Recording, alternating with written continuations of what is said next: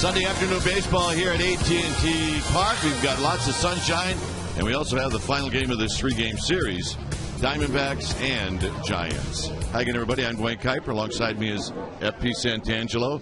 Well, the Giants are in dire need of a win against these D-backs.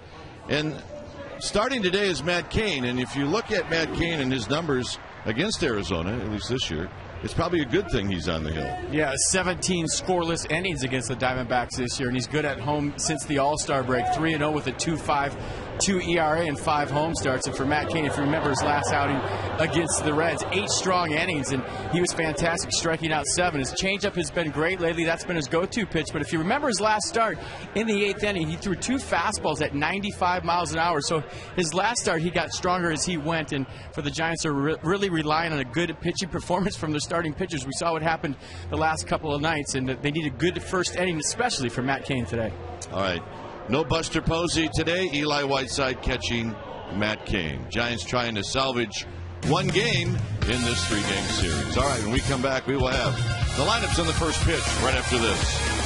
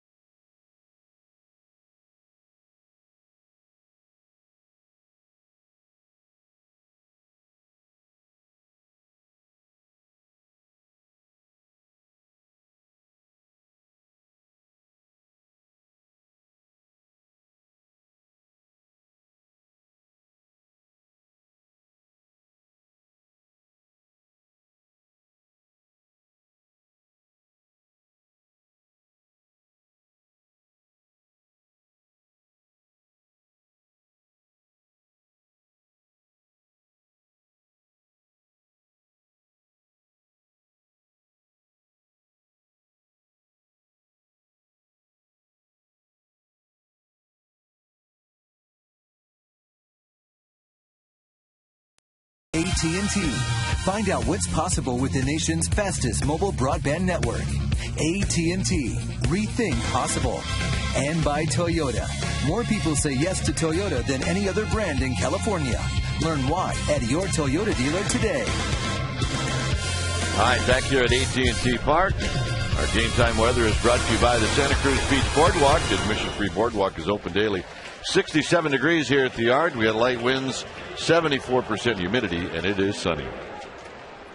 We'll give you the lineups here in a minute, but Stephen Drew stands in, and the first pitch of the ball game is about to be thrown by Matt Cain, and here it is to Drew, and it's a called strike.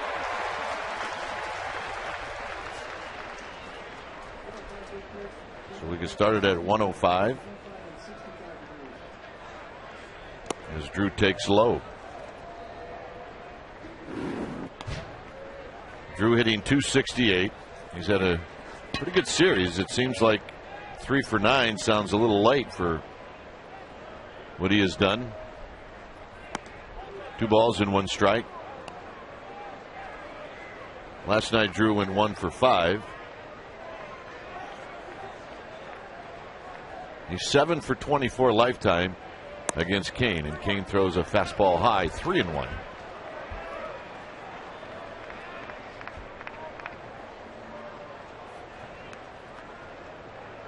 Upton to follow. And the 3-1 pitch is hit long and foul down the right field line. The thing that Drew has done is he's led off both ball games by reaching. Zito was single yesterday, and he drew a walk off of Lincecum on Friday, and both times he scored. So he's trying to duplicate that, and he will duplicate it with a base hit to right field on a 3-2 pitch. Guillen gets to it, and he holds Drew to a single.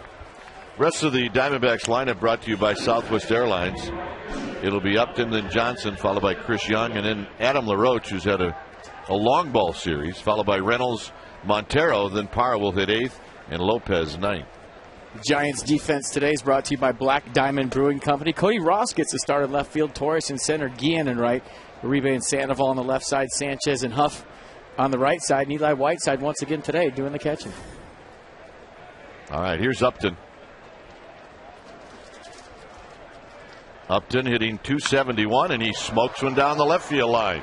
This baby is one hopper off the cars, and the throw is going to go into second base, and it's offline. And just like that, second and third, nobody out in the first inning. The numbers on Matt Cain so far this season. He's 3-0 with a 2.52 ERA and 5 home starts since the All-Star break. He's coming off that brilliant performance against Cincinnati where he went 8 strong innings, giving up 2 runs on 5 hits, striking out 7. Best part about that game is in the 8th inning, he threw 2 fastballs that were 95 miles an hour. He threw 125 pitches in that game, so keep an eye on Matt Cain today, see if that has any effect on him. Johnson hitting .281. Iasagna is calling balls and strikes, and it's Rayburn, Scott, and Meals. Giants will play the infield back. Drew at third, Upton at second. And a breaking ball, and Johnson dribbles it foul. Here's our Toyota keys to the game. It's been a battle of the first inning. This whole homestand, whoever scores first and has a big first inning has won the baseball game. It's that simple. The Giants have to win the first inning. Matt Cain up against it already. Second key is Taters. Rodrigo Lopez, the Diamondbacks pitcher's given up 32 home runs this year. Giants need some offense, but they'd like some quick strike offense, and they definitely need some energy today. Blocked by Whiteside to even the count. Johnson 3 for 15 against Matt Cain in his career. He picked up 3 hits on Friday, and he went 1 for 4 last night.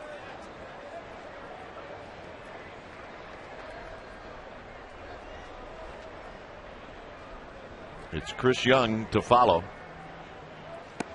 and it's 1-2. Good changeup right there. That's been the key for me to Matt Cain's success the second half of the season since the All-Star break. He's had a fantastic changeup going. His fastball command has been good too, but that changeup has been just almost Lincecum-like when it's good, dropping off the table. Pitcher sees fastball all the way, commits to it, and then the ball isn't there. And Johnson just got a piece. It stays 1-2.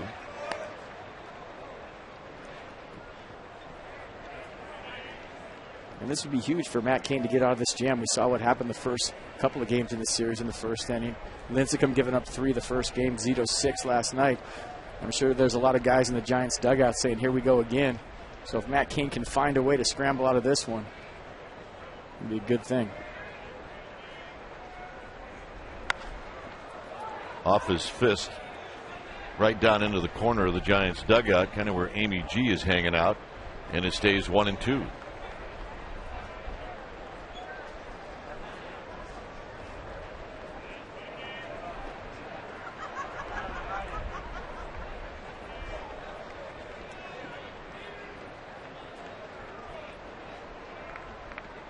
Kane about to throw pitch number 13 in the inning.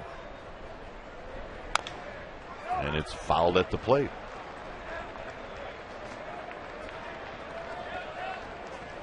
A 3-2 single for Drew, and then Upton with a double.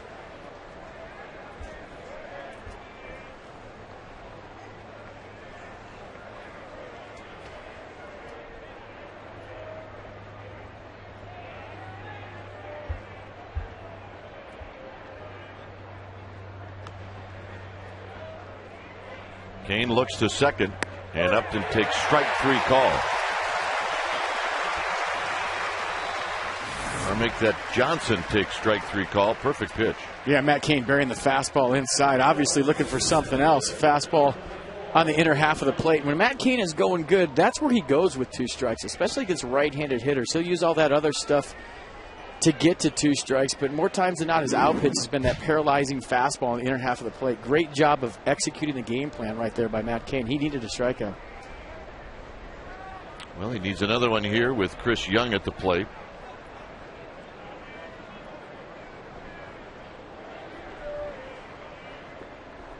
Giants again with the infield back. In the dirt, blocked by Whiteside. 1 ball and no strikes. Young in the series is 1 for 6. We have action in the Cove. Scuba Steve. 1 ball and no strikes.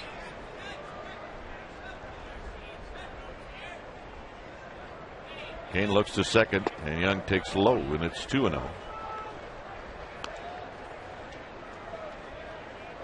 Right off the bat, stressful pitches for Matt Kane.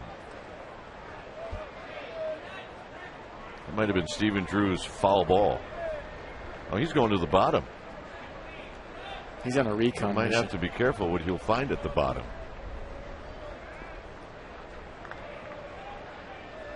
The 2-0 pitch to Young, and Young takes outside, 3-0. Well, this isn't a pitch around piece. If you're thinking Matt Kane might be being careful with Chris Young, you got Adam LaRoche on deck right now. He's hit a couple balls into the water in this series.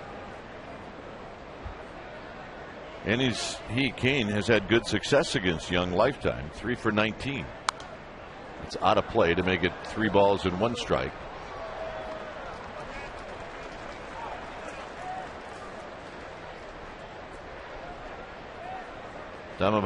Diamondbacks, having won their last 3 straight, gives them 52 wins on the year.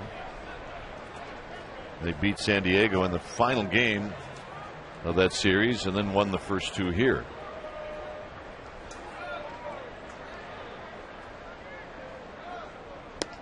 And the walk, and LaRoche is coming up.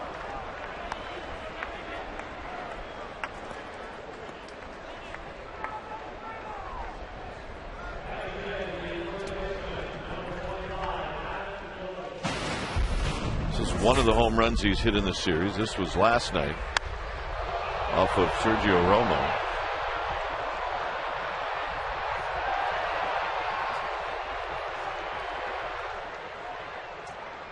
LaRoche has hit into 7 double plays. He's more of a guy that lifts the ball. He's got an uppercut. And he takes the first pitch down low. That was a changeup. 1 ball and no strikes. He's also struck out 135 times this year, so maybe that's what Matt Kane was thinking. I got a guy that's a swing and miss guy, but when you talk about Young too, he struck out 110 times this year. Came back with another changeup, 1 ball and 1 strike.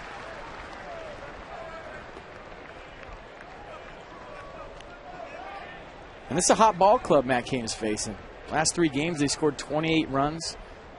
They did it against San Diego in a not too hitter friendly ballpark against a very good pitching staff. They're doing it against the Giants in a not too hitter friendly ballpark against a good pitching staff. This team's hot.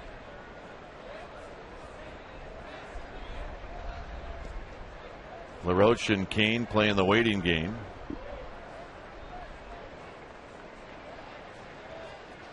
With Reynolds to follow.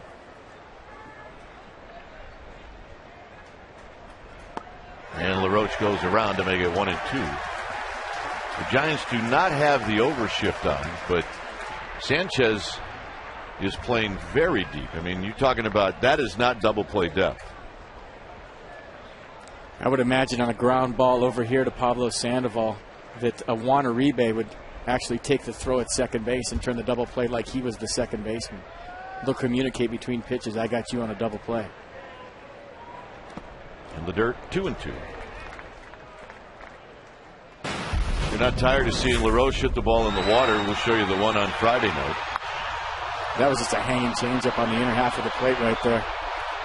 Maybe looking for a fastball, got his bat extended. And both of those balls landed in big boy land, halfway across the cove. So he's demonstrated that he can do that he's got that kind of pop. Looking for a strikeout right here. Got him.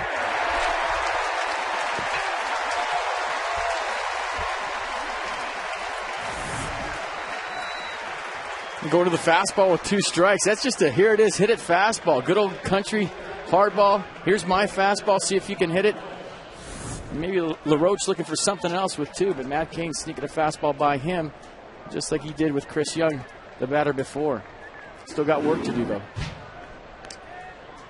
Reynolds at 209. 29 home runs, 76 RBIs.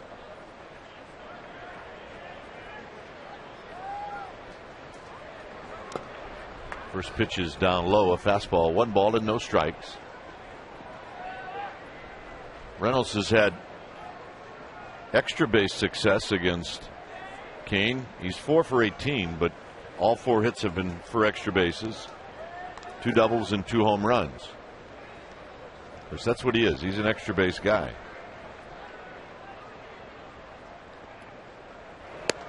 Two and 0. And now Reynolds in the driver's seat because he can sit on a pitch. Matt Cain liked that pitch. He looked in there a couple extra seconds, rubbed his head and said, wow. Thought he had himself a strike.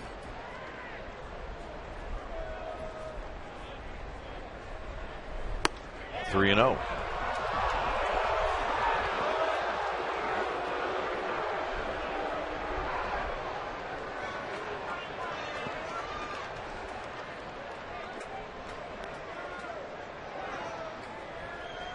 Be careful here. Reynolds will be swinging if he likes the pitch. And it's 3-1.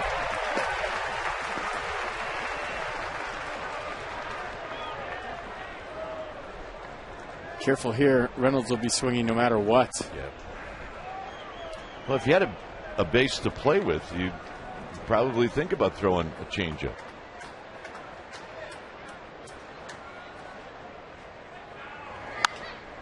Down the right field line, this is going to slice out of play, and it's 3-2. Well, when you talk about what's happened the last couple of nights in the first inning, Lincecum giving up 3, Zito 6. I mean, this is probably the biggest pitch in a long time for the San Francisco Giants. They want to get in the dugout with the score 0-0. Matt Cain done a great job striking out Johnson, striking out LaRoche. And if there's such a thing as a huge pitch in a baseball game in the first inning, this is it.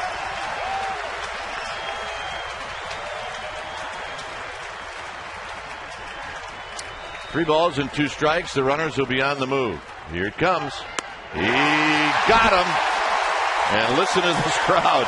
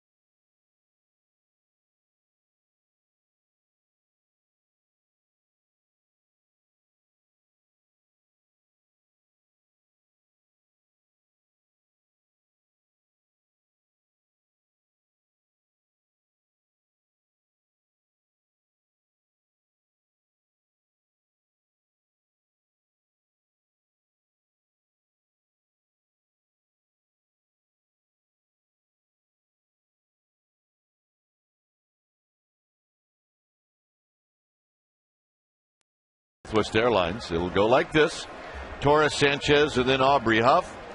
Jose Guillen will be the cleanup hitter. Sandoval 5th. Cody Ross gets a start. Then it's Juan Uribe. Big numbers against Lopez, hitting 7th. Whiteside 8th. Kane 9th. Diamondbacks defense for today's game sets up like this: Parra, Young, and Upton in the outfield. Drew and Reynolds on the left side. Johnson and LaRoche on the right side. Miguel Montero doing the catching. On the mound for the Diamondbacks is Rodrigo Lopez. He's not won a game in 9 second-half starts on the road since the middle of July. Lopez is 0-3 with a 9.74 ERA. His last time out against San Diego, he allowed 5 runs on 9 hits in just 4 1/3 inning. Fastball about 88, slider 81, cutter and change. He's given up a major league leading 32 home runs this year, and the Giants can definitely steal a base on this guy. So a good day for the Giants hitters to get right. I like the matchup. So Matt Cain works his magic. And here's Andres Torres trying to work his magic. He went 1 for 4 last night. And the first pitch is down low. Torres hitting .285. He's got 13 big flies. He's got 57 RBIs. So he's got 4 strikeouts in the series. And he pops this one up. Right behind the mound, it's Drew shading his eyes, and he will put it away. Here's our forward right choice. It's a first inning. A little high stress action for Matt Cain, but like we said, it's going to be a battle of the first inning. It's an inning that's cost the Giants the last couple of days, and Matt Cain absolutely clutches up and electrified this crowd with the strikeout of Mark Reynolds there to end the first. And boy, did the Giants need that. Here's Sanchez. Sanchez hitting at .282. 3 home runs, 33 driven in as he takes a strike.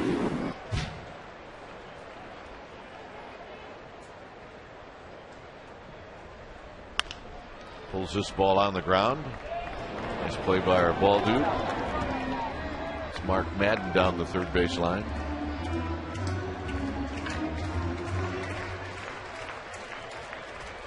Glenn Cassius is down the first base line.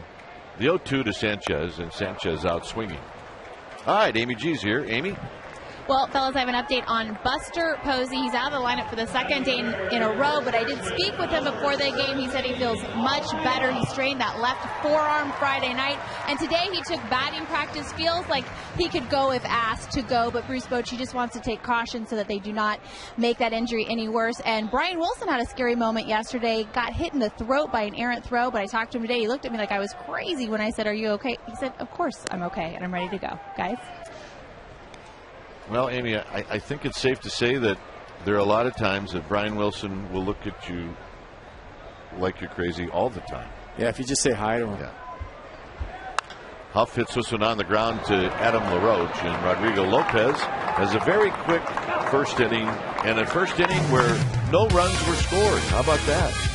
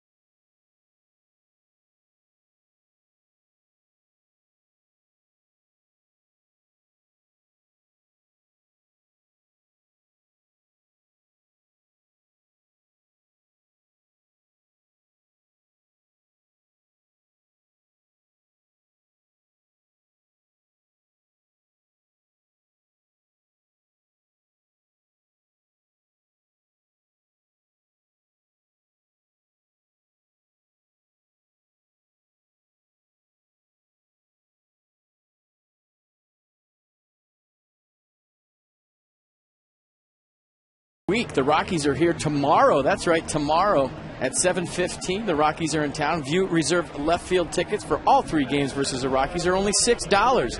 7:15 on Monday, 7:15 on Tuesday. Special start time 6:15 on Wednesday. To purchase tickets, visit sfgiants.com.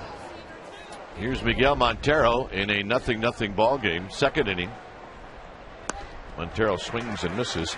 A little difference in number of pitches in the 1st inning. Kane threw 30, Lopez threw 7.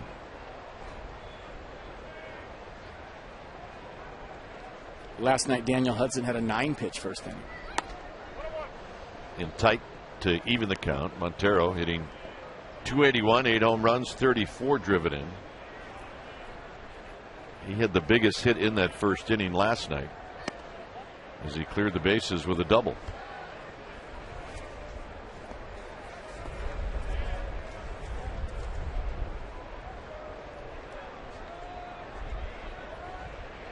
Two-one delivery is outside, 3-1.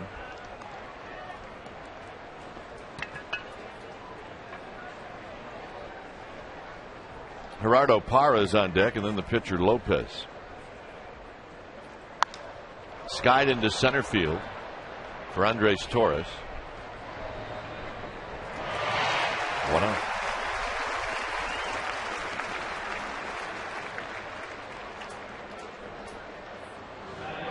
Here's Parra.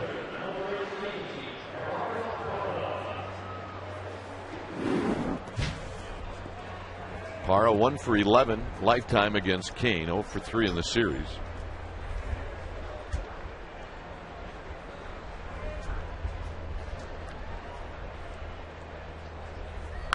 Out of play. This ball headed towards the back rows of the club level, which you don't see very often. Yeah, it is the dog days, and it's a swing and a miss, 0-2.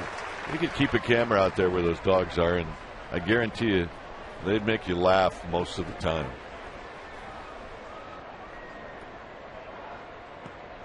Some act like they really don't want to be here. Others act like they really want to be here. 1-2. And some don't know where they are. Out in the bleachers. I like that one right there.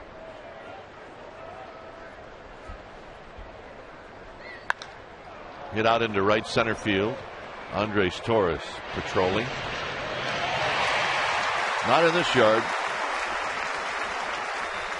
And here's Lopez. First pitch of the game. Take a look at this. You throw out the first pitch of the game? No, you don't. You run it to home plate. Just a bit outside. A little outside, but Romo didn't care. He goes, "You're awesome." That's great. Lopez 3 for 54.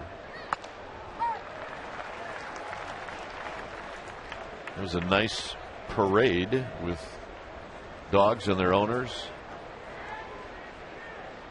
about an hour before the ball game.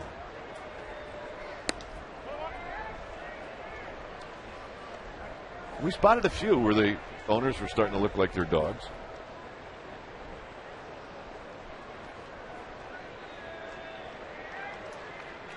One ball and one strike. 1-2. Here's the parade. There's a lot of people, a lot of dogs. A lot of, I mean,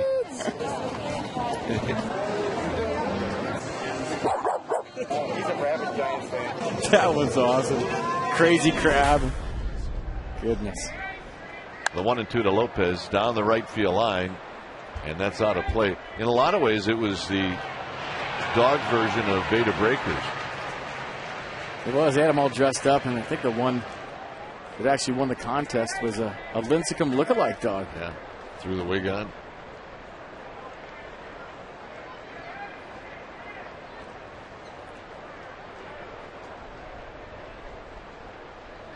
And that'll end the inning with the strikeout. Giants coming up. It'll be Jose Guillen to lead it off.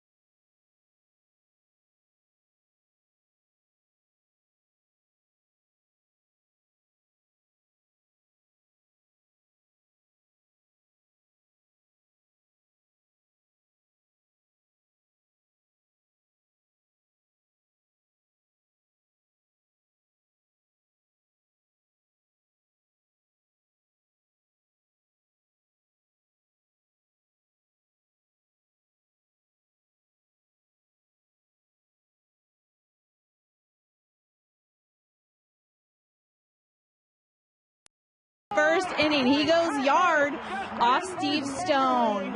Dwayne, it's your one and only, and you know what? That makes you really special. I don't know if they can show this park right here, if they can come back over here for 1 second, but I'm pretty sure, Dwayne, you can hit out of this one too.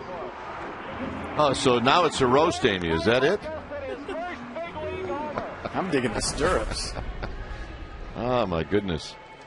People ask me, well, how long ago was it when you played? I go, no, 35 pounds ago. Yeah, this is the ballpark that Amy was talking about, that I could possibly hit one there. Maybe, who knows? You and I could definitely fly out to the track there for sure.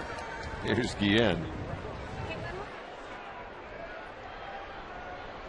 Lopez to Guillen, and a swing and a miss on a high fastball. No balls and 1 strike. Do you get tired of seeing that, or is it always cool every time you see it? It's fun.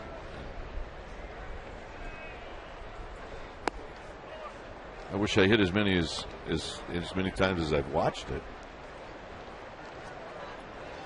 You'd be up there with Bonds.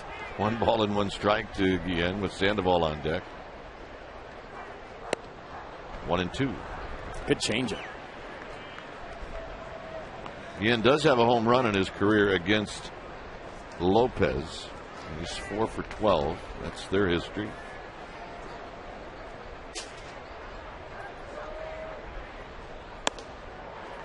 Two and two. The one advantage to facing Lopez is all of his pitches are right around 80-something. Fastball 81, slider 80, fastball 88, slider 81, cutter 88, changeup 80. A lot of times you hate to face those guys that have a fastball that's, say, mid-90s, and then their curveball is 10 miles an hour slower, or their changeup is slower than that. You get a guy that's all around the same speed. You're just looking in location as a hitter. You're not so much sitting on the pitch. You're just looking for something out over the plate. You're either looking in, looking away, making the ball be up in the strike zone. And guys that throttle you back and forth with 10 or 15 miles an hour between pitches, those are the guys that give you trouble. Here's the payoff pitch to Guillen. And Guillen fouls it down the right field line. Pretty good distance into the arcade. It stays 3-2.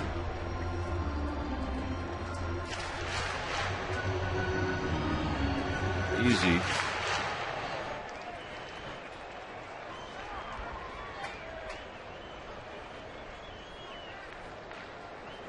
And another 3-2 pitch. Here it is. And he walked him.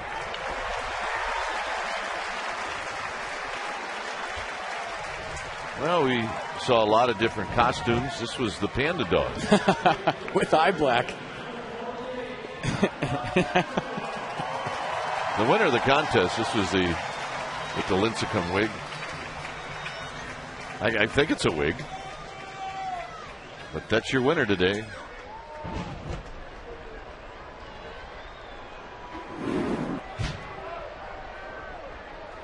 One for 7 in the series for Sandoval. That one hit a home run last night.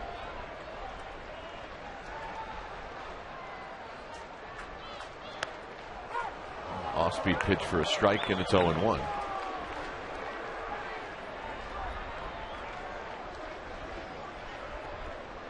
Sandoval overall hitting .274.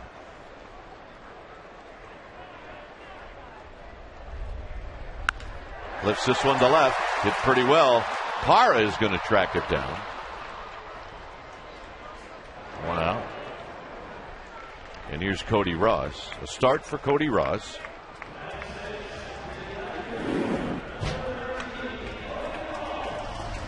The one thing we're seeing so far in this game is the ball is carrying today. Day game.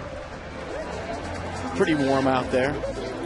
I talked to Cody Ross before the game. I said, hey, just go out there today. It's Sunday. Play it like it's a football game today. I said, put lots of eye black on and play it just like it's a football game, and you'll win. The Giants will win. Look at his eye black. Low. 1 ball and no strikes. I mean, that's the whole tube. That's not just a little bit. He said, you want me to smear lots of eye black on? I said, yeah. Go Warrior today. Go football mentality. Go run into something. I like it. in tight 2-0.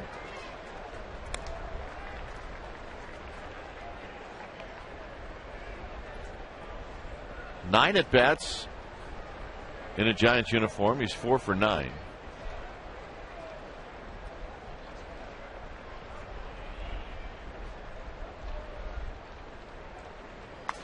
And he got good rip as he fouls it straight back. I mean, there's no eye black left for anybody else. Hopefully nobody loses a ball in the sun because of Cody Ross, because he's got it all on. There's Scuba Steve. He's in his canoe now.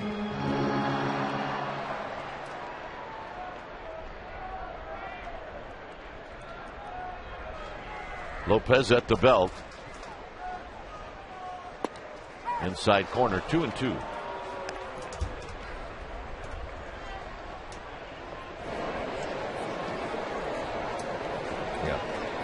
Yeah, his name is Yankee, but he's a Yankee. He's confused. 2 balls, 2 strikes. Got him.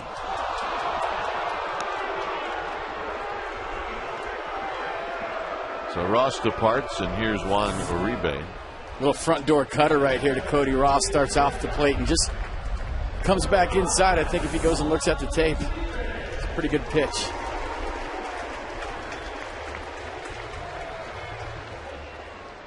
Here's Uribe.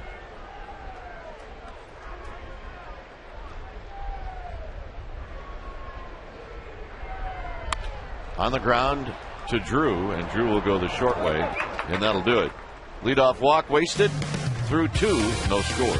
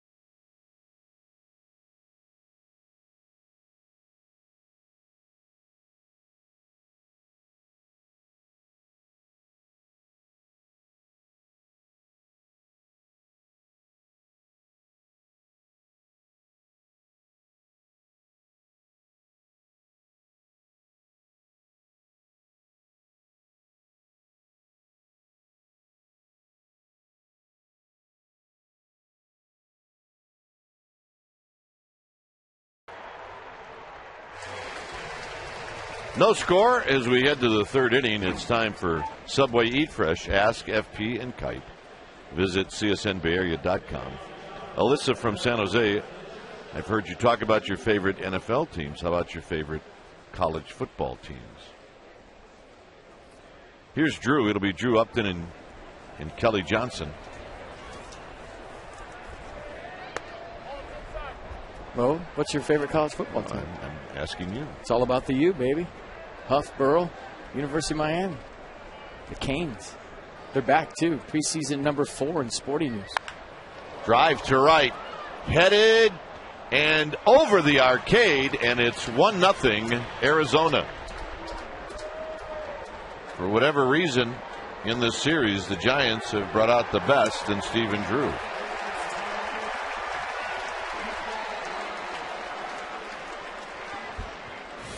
Well, coming into today's game, in his last 5 games, Stephen Drew leads the majors with 9 extra base hits, 5 doubles, tied for second with home runs. with 3, but you could add another one to that. Just a fastball on the inside of the plate. Stephen Drew getting the head out, and we've seen too much of that from the Diamondbacks in this series. Here's Upton, home run number 12.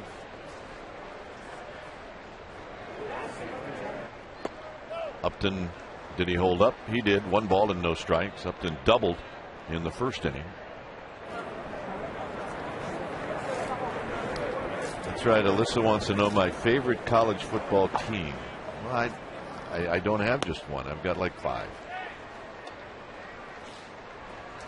But I'll give you my favorite.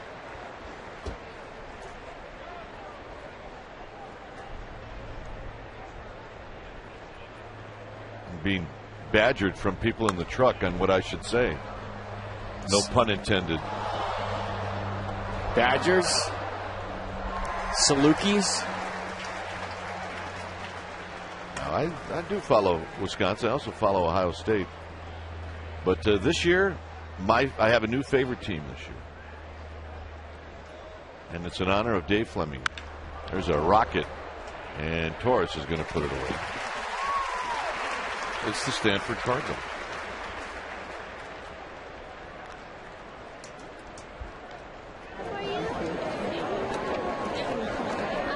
That ball was roasted. Here's Kelly Johnson. Now this is a little dog getting ready for the cold. You can see he's a real fan. I think he's too excited about all that stuff going on right now. For whatever reason, he's thinking, why is this fun for me? Oh yeah, now they're going to take pictures. Great. Can I just sit on somebody's lap? Uribe to Huff. Kane thought about kicking it, but he decided not to. It's really a clever idea for everybody except the dog.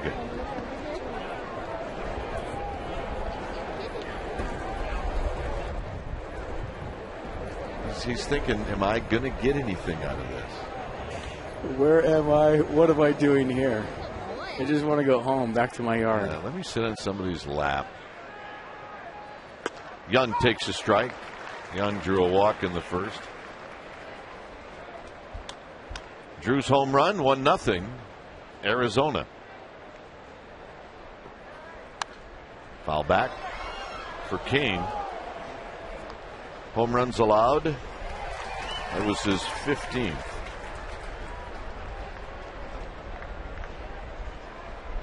The most by any one of the starters. Sanchez and Zito have allowed 18.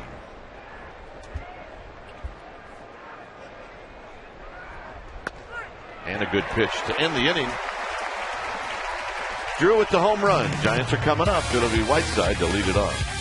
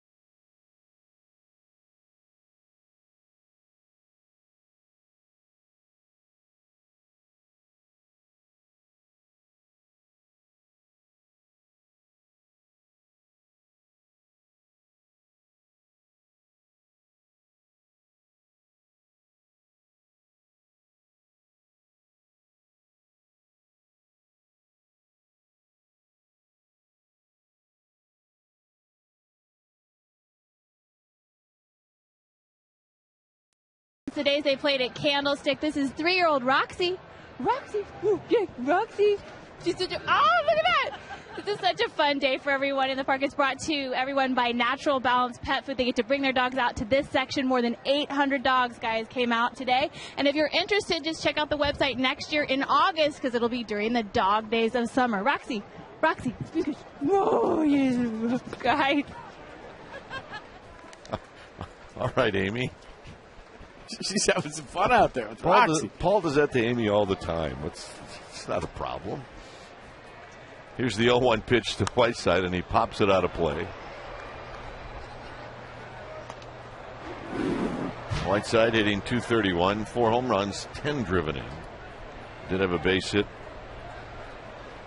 in the game last night as he hit a sharp single to right field.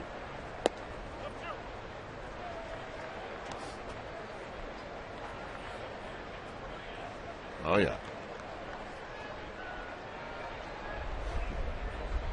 1-2.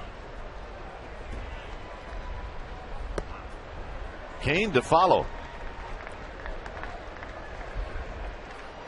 Stephen Drew's home run, the difference. Giants do not have a hit.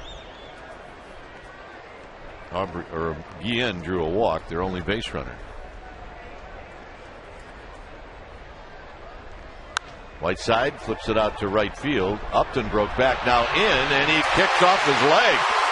And Eli Whiteside is going to end up at second base. So Upton, I think, misjudged that a little bit, and it'll be a double. What we've seen so far today, the ball's been carrying in the outfield, especially to right. So Upton takes a jab step back on a big swing by Eli Whiteside, tries to recover. Actually got there in time and just fanned on it. Watch his head right there, very still, not really looking it into his glove. See where he's looking out in front right there? You make that diving play, you'll see guys watch it right into the glove. He was looking out in front, maybe looking for a second baseman coming out too. But whatever the case may be, Giants have a rally now.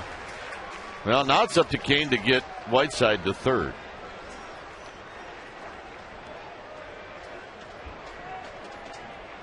Kane's usually pretty good with the bat.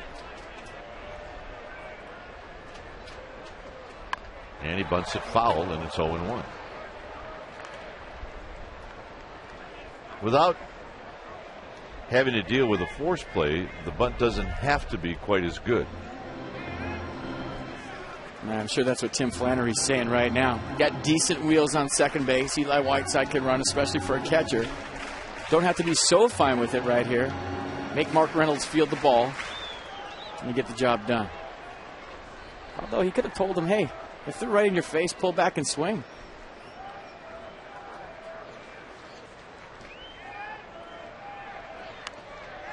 And this is a perfect bunt. And Lopez, not in time. He took too much time. And Kane, he hustled the whole way.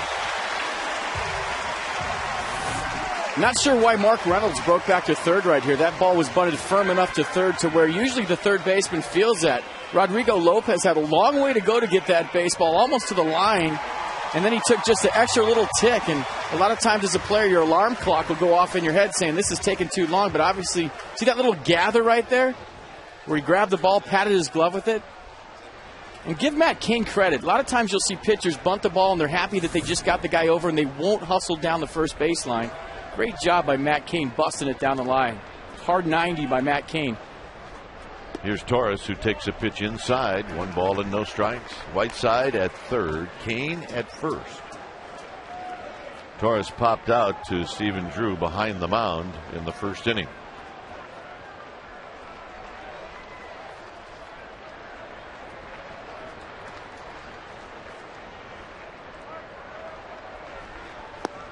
Down low, and it's 2-0.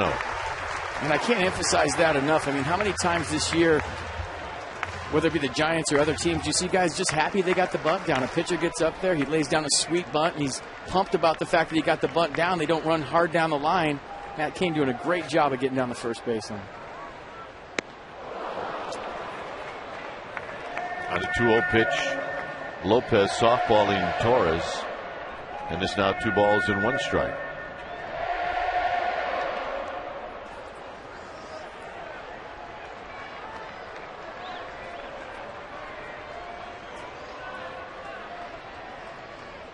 And a line shot into right center field. Torres is going to go for 2. He will make it. Kane to third, and this game is tied. He may have thrown the same pitch.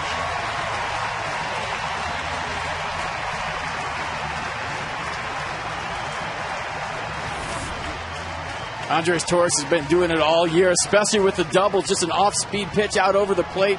Great job of picking up the runner. How many times did we say early in the season, we'll never take for granted runner on third less than 2. So for Andres Torres right now in a struggling Giants offense, great job getting the job done. Take a look at that note. AT&T Park's single-season record for doubles is 25th. Yeah, I saw that one coming at the beginning of the year. I called that. Called that in spring training. Here's Sanchez. Sanchez watches a curveball fall in for a strike.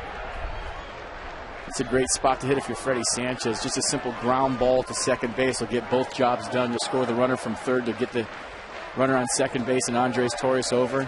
Just love to hit in this spot. A 14 hopper to second base. You come back to the dugout a hero.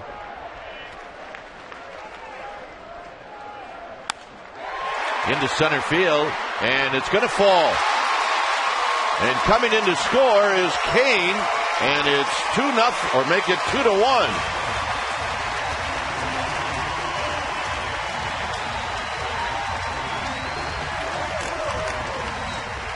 A tough read for Matt Kane. He actually went back to tag up. All right, now go sit down for a little while. Stottlemyre coming out. Look at Freddie Sanchez right here. Nobody's better at getting their hands inside the baseball. Just a sinker on the inner half of the plate. Sanchez trying to go the other way with it, but in trying to go the other way, good things happen. He was trying to hit a ground ball to second base, kept his hands inside the baseball, and he got the bonus package. Got a single and an RBI on top of it. Tuesday, August 31st, against the Colorado Rockies at 7:15. It's Jewish Heritage Night, presented by the Jewish National Fund. $20 special event ticket gets you Jewish-themed Giants beanie. Pre-game performance by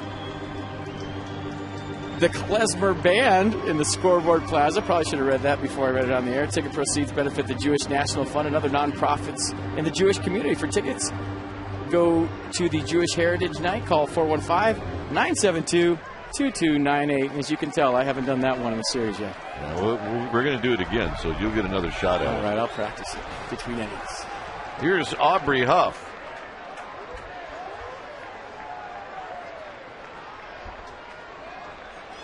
Aubrey Huff up the middle.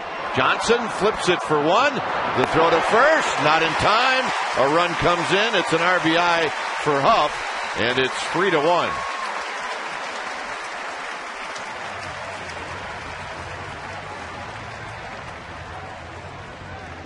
Up with RBI number 77 on the year. That ball almost snaked its way through the infield. It did. It almost had eyes to get through for a single. Probably not exactly what Aubrey Huff wanted to do right there, but he'll take the RBI nonetheless. Here's Guillen, who drew a walk in the second. And a strike, and it's 0-1.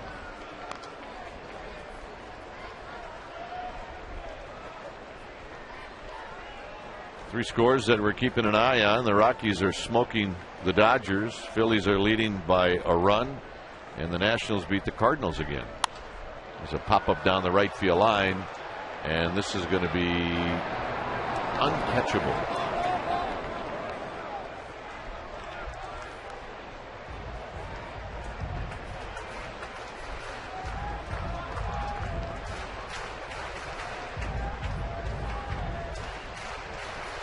Oh, 0-2 to Guillen with Sandoval on deck. 3 runs in. This is just like the old days. 3 runs in.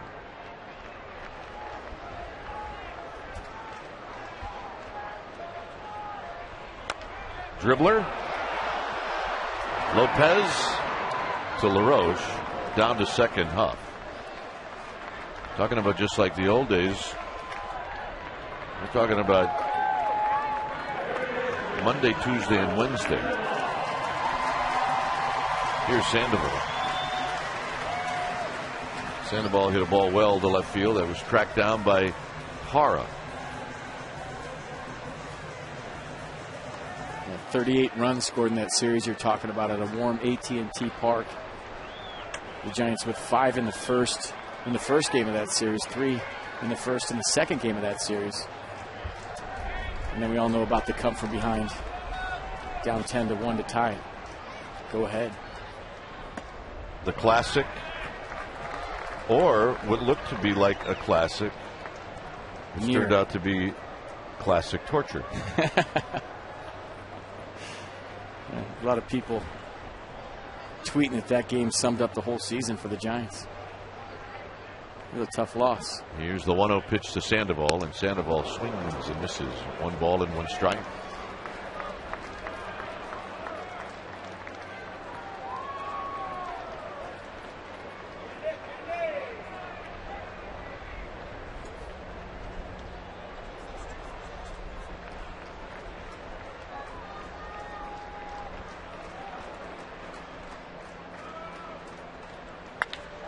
Smokes one into right center field. Upton on the move. Upton will play this one high off the bricks. Coming in to score is Huff. It'll be a double, and it's 4-1.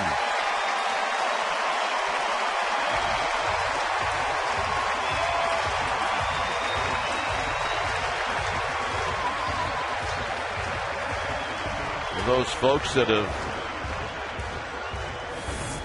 worn their Panda hats, they're rewarded.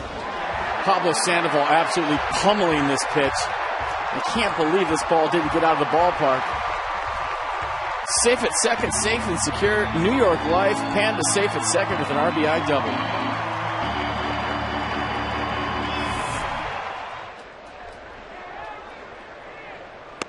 There's a strike to Cody Ross. Bobby Huff wants that pitch back. That one, he grounded to second base. He saw that ball big.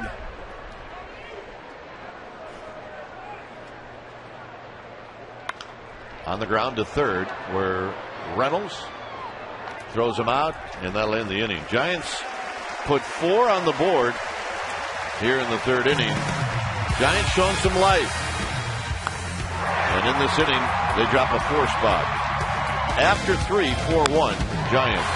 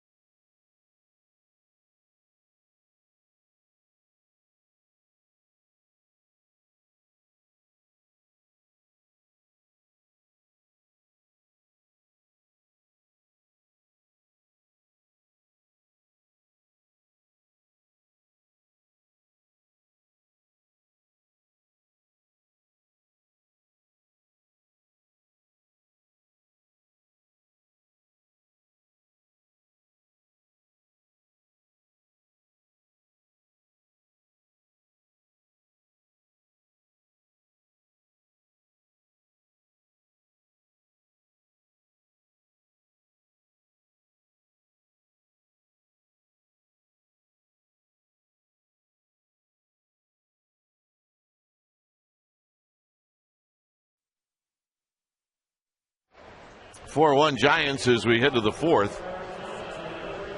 And Matt Cain will go after the 5, 6, and 7th place hitters in this Diamondbacks lineup. And that means Adam LaRoche is waiting. And Cain throws. And LaRoche takes a strike. The overshift is on for LaRoche. Sandoval now moving to deep short.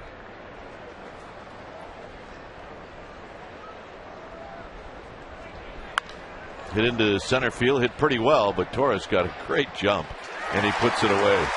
All right, let's check in with Amy G. Amy? All right, fellas, it sure seems clear that Pablo Sandoval and Freddie Sanchez have come out of their offensive struggles. Pablo last night hit his 6th home run in 15 games, and Freddie Sanchez coming into today's game was 12 for 19 on this homestand. Add to that his RBI single last inning. I asked Bruce Bochy, though, for a manager, what is the key for him to say these players are actually out of a skid? And he said it's all about balance, not just in their swing at the plate and their stance, but right here in their head. Fellas? Yep, broadcasters the same way. 1 ball and no strikes to Mark Reynolds. Reynolds struck out with the bases loaded to end the first inning. Here he fouls it back. He swings and misses a lot, but you can see where he gets his power from. He's got terrific bat speed. And one day, if he ever figures it out where he makes more contact, he is going to be quite a player. You talk to people around the league, he has the most power probably of any hitter in the National League. He's got to figure out a way to put the ball in play more consistently with 2 strikes.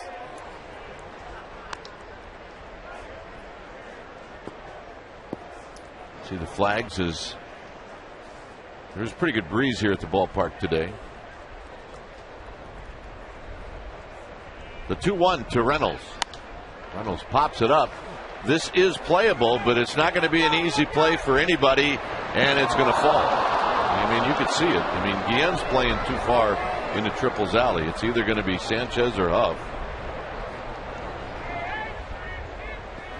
Or the ball dude. I mean, you can throw the ball dude in the mix. Yeah, he's got to communicate better on that one, the ball dude. But Aubrey Huff going a long way for that. And a lot of times you're battling the sun. You don't know where that mound is in the bullpen. You don't know where the fence is. And you have to deal with the wind blowing the ball back, maybe toward fair territory. So, like you said, Dwayne, not an easy play for Aubrey Huff. I think at the last second he thought maybe Sanchez was behind him.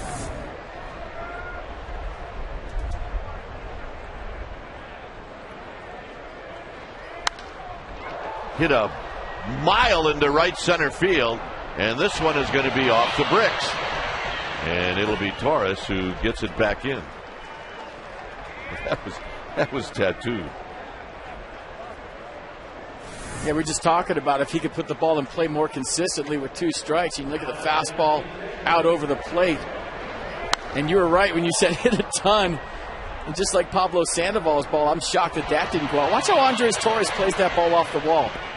If you're a visiting player, a lot of times you'll see guys not know how to play the ball off the bricks. They'll turn that double into a triple. So nice job by Andres Torres holding that to just a double. Here's Montero, who hit a ball in the air to Andres Torres in the second.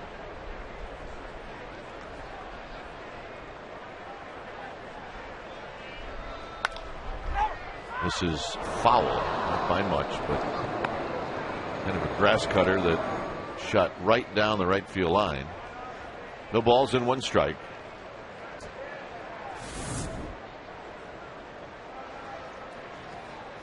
Mark Reynolds at second base. Reynolds is thinking about where that would be in Arizona. That would have been maybe over the pool in Arizona. Way over the pool. That would have not harmed a swimmer.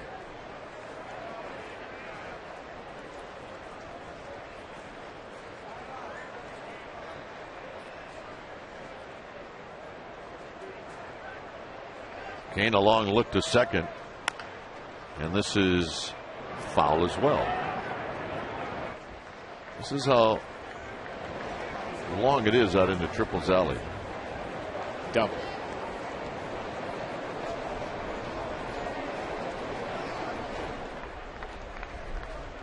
It's a big inning for Matt Kane. Your team just scored 4 runs. You talk about the shutdown inning all the time. He'd love to leave Mark Reynolds right there at second base.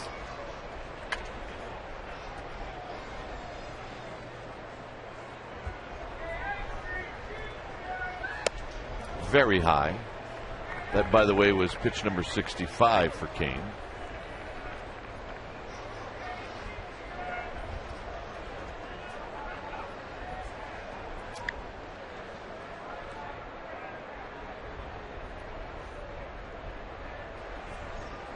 And the 1-2. Swinging a bouncing ball. Sandoval to his left. Sandoval throws, and they got him.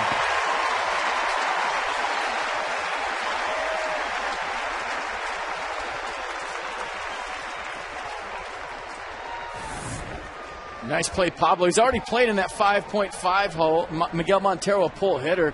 Great job by Panda just to keep that ball in the infield initially, keep Mark Reynolds at second base. But after he realized that he had to catch a run and had plenty of time, got to his feet, took his time, made a great throw. Here comes our AT&T trivia question. Which two Giants hold the ML record for most home runs in a single season versus the Diamondbacks?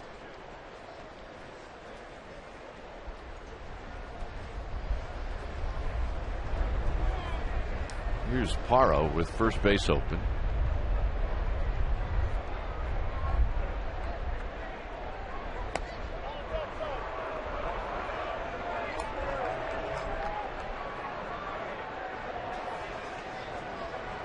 It's great when one of the answers is actually standing next to you.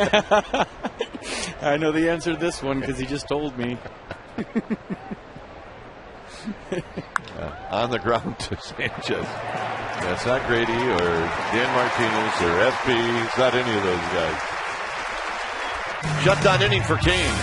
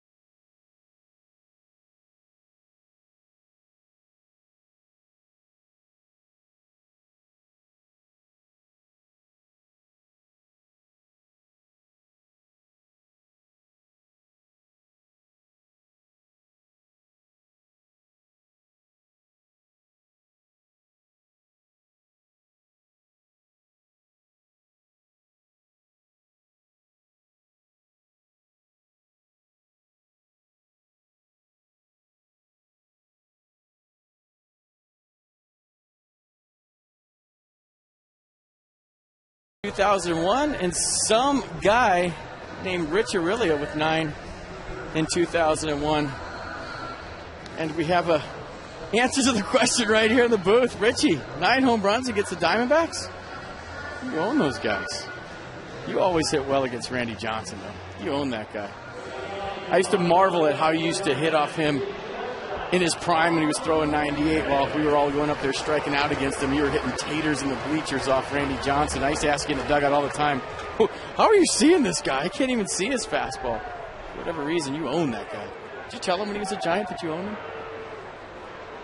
Here's Uribe. Richie hosting Giants postgame live with Gary Radnich. Uribe bounced out in the second. Pulls this one on the ground. Reynolds to his left. 1 out. And that'll bring up Eli Whiteside, who led the third inning off with a ball hit out to Upton that Upton dove for and hit off his body and ended up with a 2-bagger.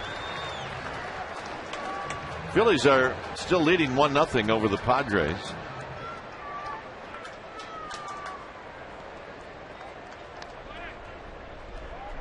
So Whiteside at the plate with 1 out.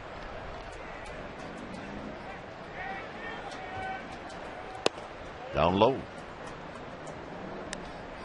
Tomorrow night, that's right, the Colorado Rockies are here. And that's game 1 of a 3-game series. Whiteside swings and misses. Jorge De La Rosa, the very fine lefty for the Rockies, against Jonathan Sanchez, the very fine lefty for the Giants.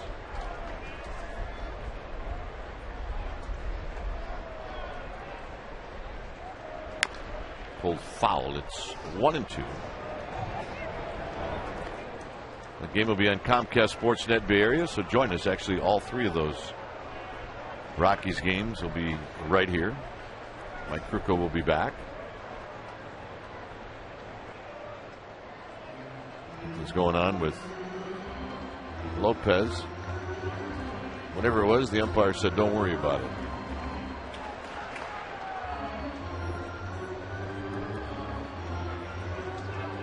That's a start, by the way, for Cole Hamels for the Phillies.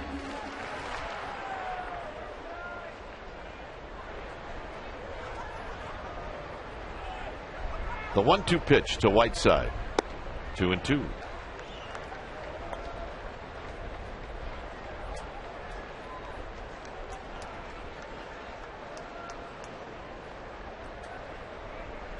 Giants got all of their hits in 1 inning. That's the way to do it if you can. Whiteside on the ground towards the hole. Drew from his knees. He'll throw a one-hopper, not in time, but a good effort. And Whiteside with an infield hit.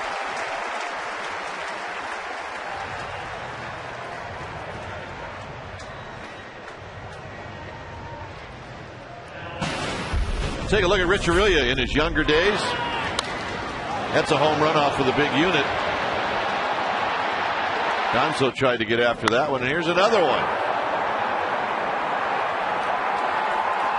Randy Johnson had just knocked down Rich Aurilia, and he came back on the first pitch and knocked it out of the park. That's what you do. Here's Kane. It's a hit and run, and a base hit! Right past the diving Johnson. And Whiteside goes to third. That's your offense today, folks. Whiteside and Kane. Here's our Dodge Ram drive of the game, and it's Matt Kane with a little Butcher Boy action. Butcher Boy is a play where the pitcher shows the bunt, pulls it back, draws the defense in, and I think Tim Flannery told Matt Kane his first time up he had the option to do that. Second time up, they go Butcher Boy hit and run. So Bruce Bochy feeling it right now, starting the catcher on a hit and run with the pitcher hitting. Up 3 runs in the game, playing with house money. I love it. Here's Andres Torres. I mean, that's the energy we were talking about before the game. The Giants need to come out today and play with some energy, get the crowd into the game, a crowd that for the first 2 nights has been waiting to cheer for something. Be aggressive.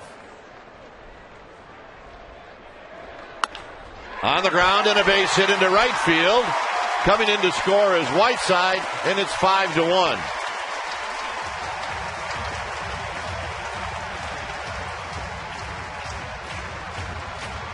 So, just like last inning, 3 hits in a row, all by the same guys that started things off. Andres Torres is locked in right now, getting that leg kick up nice and slow. I think you saw last night from Hudson, the changeup was giving him fits. Made the adjustment in the batting cage today, got here early, and look at the results. A couple of knocks for Andres Torres, a couple of big knocks. Here's Sanchez, who singled in the third to knock in a run, and he looks at a strike.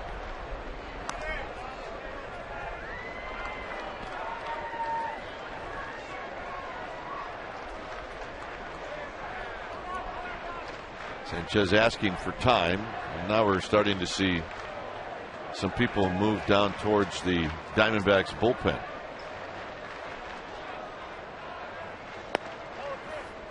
And tight to even the count.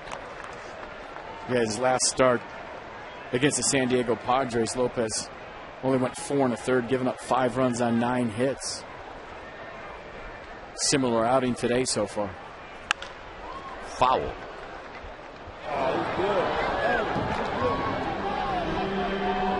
That's Mark Madden with the miniature glove.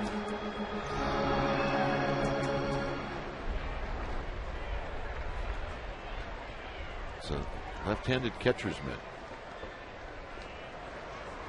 1-2. Here it is to Sanchez. Ooh, he got him. I was going to say it was a close pitch. Freddie not digging the call right there. You see him shaking his head going back to the dugout. Well, it's away from the target. That's probably what he's thinking. Anytime as a hitter, when you track the ball, you don't swing, you watch it in the catcher's glove. If you see the catcher reaching all the way across the plate, maybe you're not sure whether it got the plate or not. The one thing you are sure is it didn't hit his glove where he was set up. Here's Huff. Aubrey Huff reached on a fielder's choice in the third. It knocked in a run. His 77th of the year.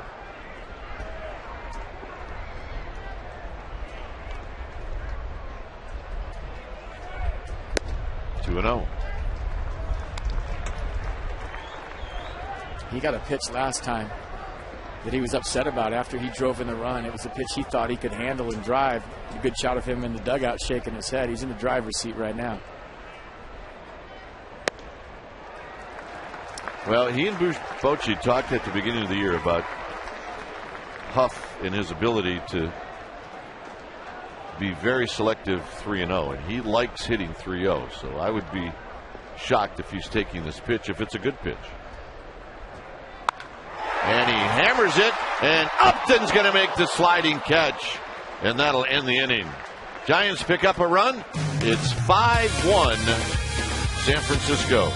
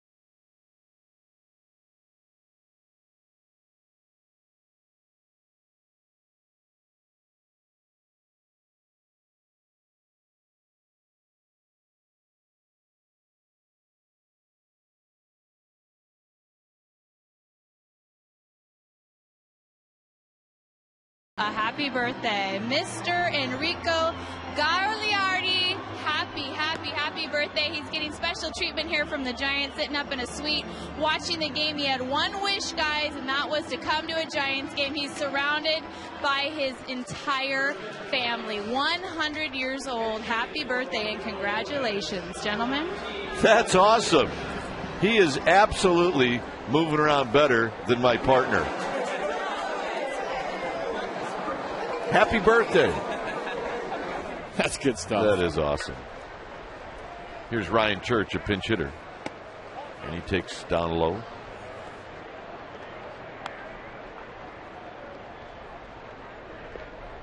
So Lopez is out after 4 innings. 1 ball and 1 strike.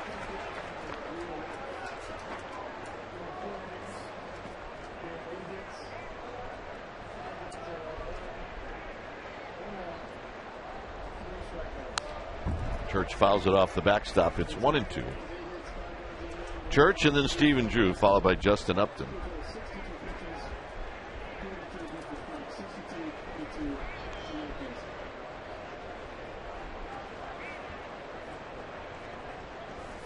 It was nice that Rich Aurelio stopped by as in between shows. And he just left. He said he's going back. They're digging ditches back at Comcast. Stressed out, hard work. But he's good at it. He does a good job. He does. Church lifts this one into the seats. The studios are so close. It's nice just to walk down here, especially in a day game. Get the atmosphere of the ballpark. Stay down here for about 5 or 6 innings. Go back and do the post-game show.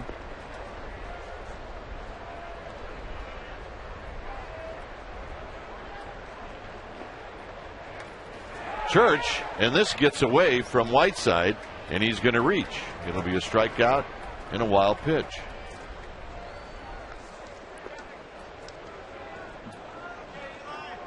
Giants baseball is brought to you by the Solar Company. Call 877-60-SOLAR for 0 down, 0 payments for 12 months as qualified buyer, or ask about their 0 down lease option. This offer expires August 31st. The Solar Company. Here's Drew. That's where the Legend Suites or suite is. Drew is singled and he's homered.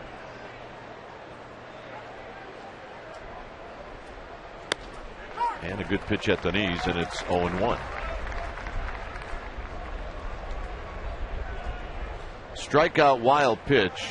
That's why Ryan Church is on first.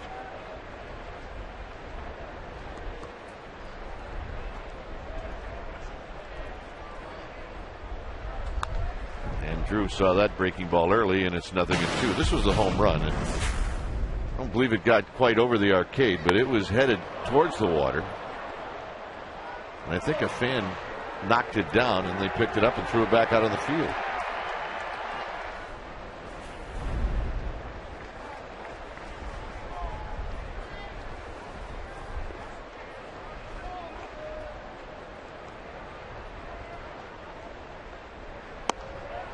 Down low. Good teaser, 1-2. Yeah, that's where you got to try it with Stephen Drew right now. He's one of the hottest hitters in all of baseball. And as you saw in that replay, getting on top of the high fastball. Try him down low, maybe get a ground ball, maybe you get a double play.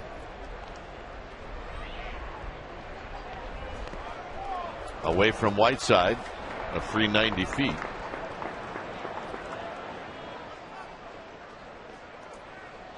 So strange 5th inning so far.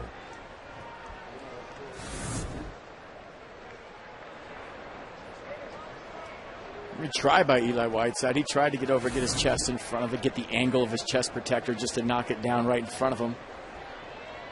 Ball hit at a funny angle and kicked away.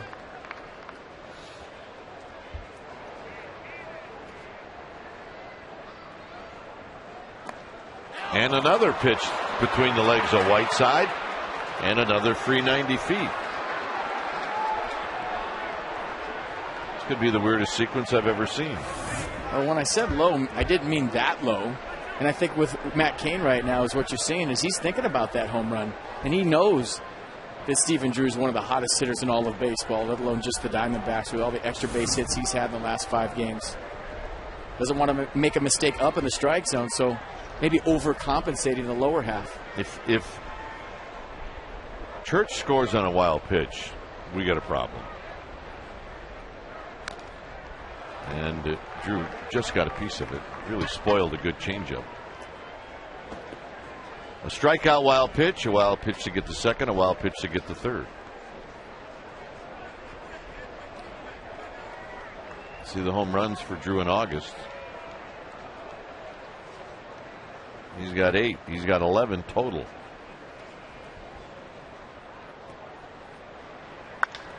It's this one on the ground to Sanchez. Coming in to score is Church. Drew's retired. And it's 5-2. I mean, that's a free run right there. I don't know that I've ever seen a run more free. You strike a guy out, he gets to first base, then he gets to second on a wild pitch, then he gets to third on a wild pitch. And just a simple 4-3 put out, and it's a run for the Diamondbacks. Upton is doubled, and he's lined out to center field. Like he's seen the ball pretty well against Kane.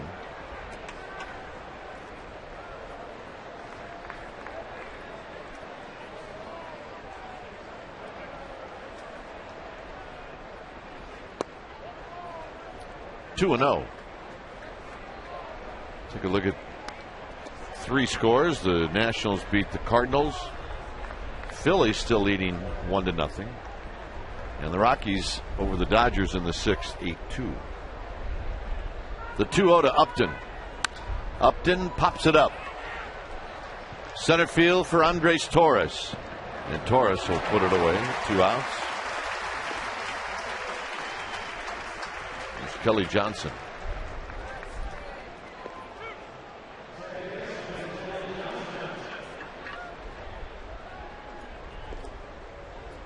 Kelly Johnson is struck out and he's bounced out.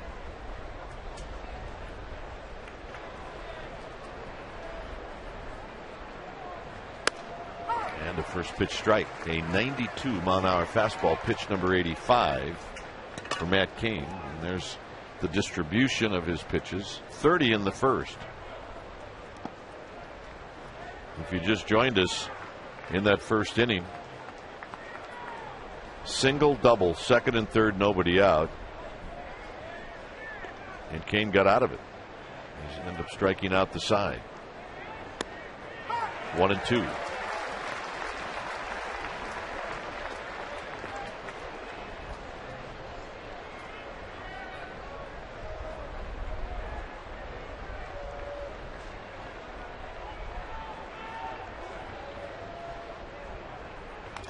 And Johnson just got a piece of it.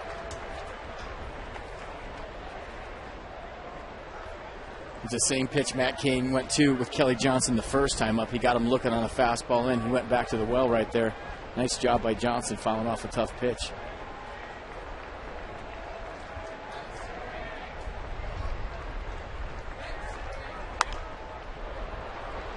Work for Cody Ross in left field. And that will retire the side. A run for the Diamondbacks. It's 5-2 Giants.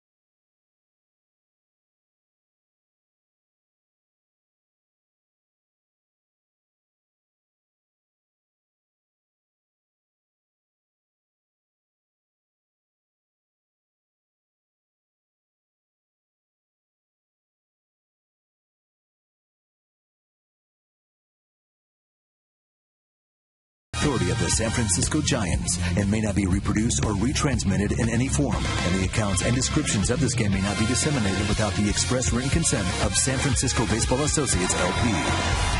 Well, Giants fans, this season it's easier than ever to find tickets you want or sell tickets that you can't make. Go to StubHub, the official fan-to-fan ticket marketplace of the Giants. Go to StubHub.com and choose your seats today. 5-2 Giants. Here's Jose Guillen to lead it off as he takes a strike when it's time for a change. Think Speedy oil change and tune-up your oil change tune-up and smog experts. The numbers for DJ Carrasco.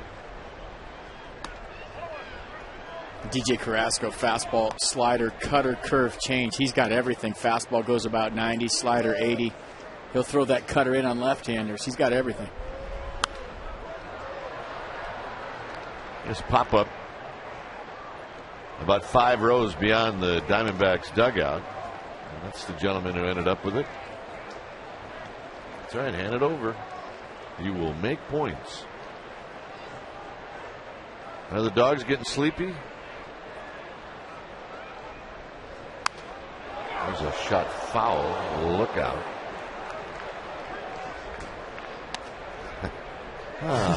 That's like a gremlin. Well, yeah, you put that hat on. 1-2 to Guillen.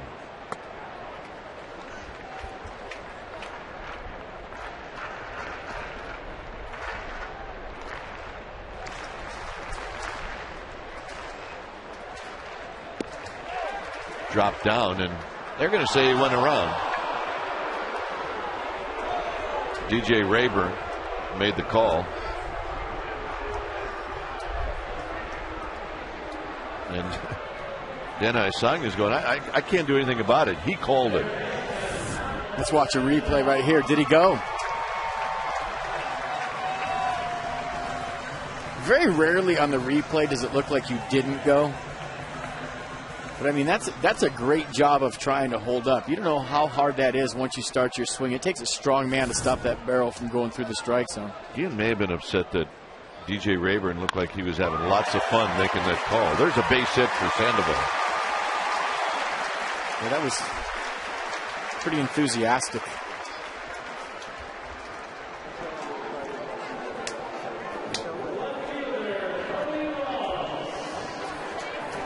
So Sandoval with a base hit, and here's Cody Ross.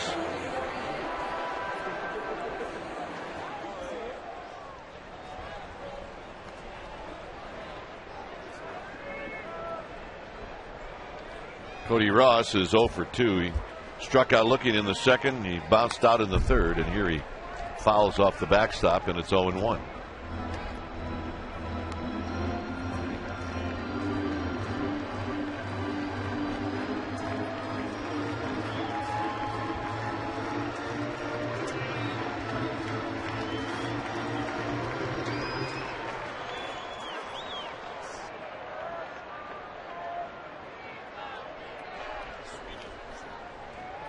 Here's the 0-1 to Ross, and a breaking ball for a strike, and it's 0-2. From the waist down, think 1989 Steve Bedrosian when you're looking at Carrasco. That's a great call. Foul back. There has to be some kind of connection because the resemblance is amazing. The way he's wearing the uni, he's got the high socks. And if you're watching Bedrock, remember I said from the waist down. I mean, that's how Bedrock stood. Ross stays with the drop down by Carrasco, and Drew will put it away. And here's Juan Uribe.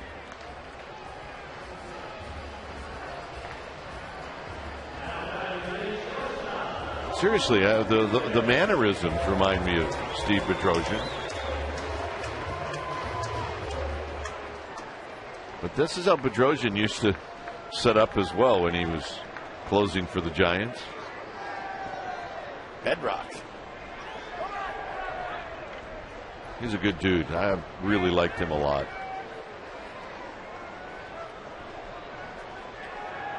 Sandoval at first with 2 down. Uribe's bounced out twice, and he skies this breaking ball into center field in the park to Chris Young, and that'll do it. No runs, a hit, 1 left. Through 5. Giants on top, 5-2. Bedrock.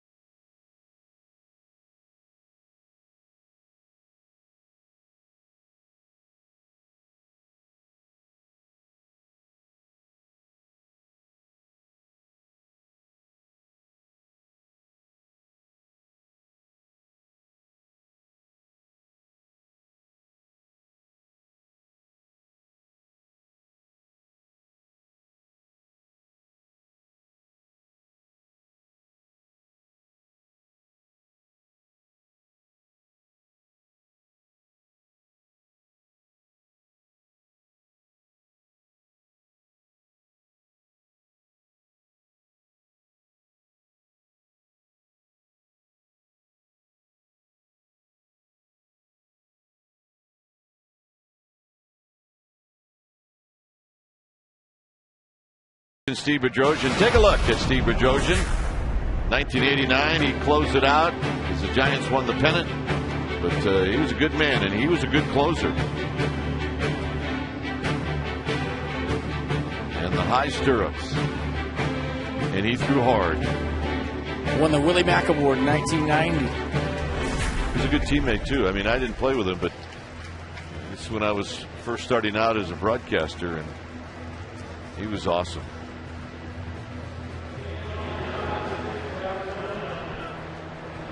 Chris Young will lead it off for the Arizona Diamondbacks here in the 6th inning. Young has walked and he's struck out.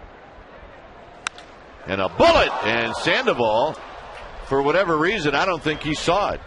And Young is aboard with a leadoff single.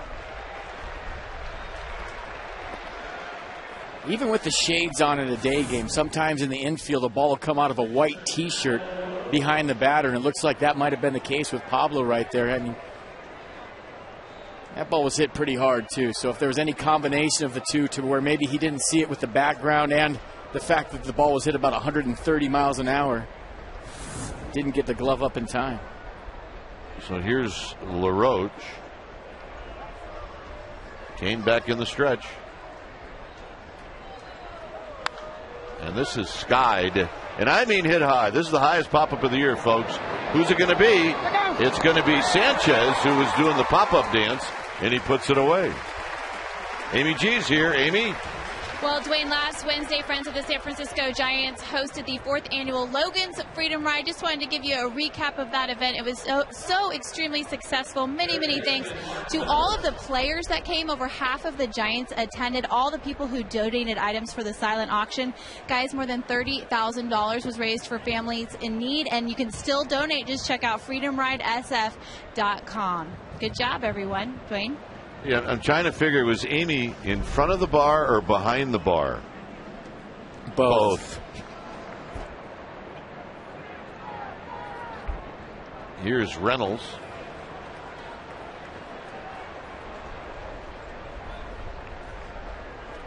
Swing and a miss. No balls and one strike.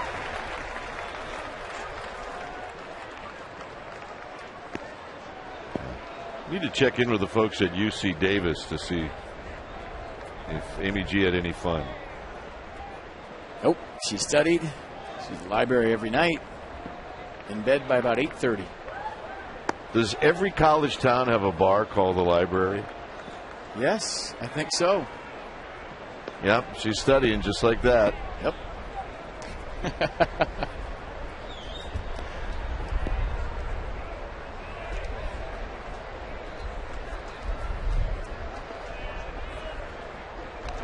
It's a great idea, though.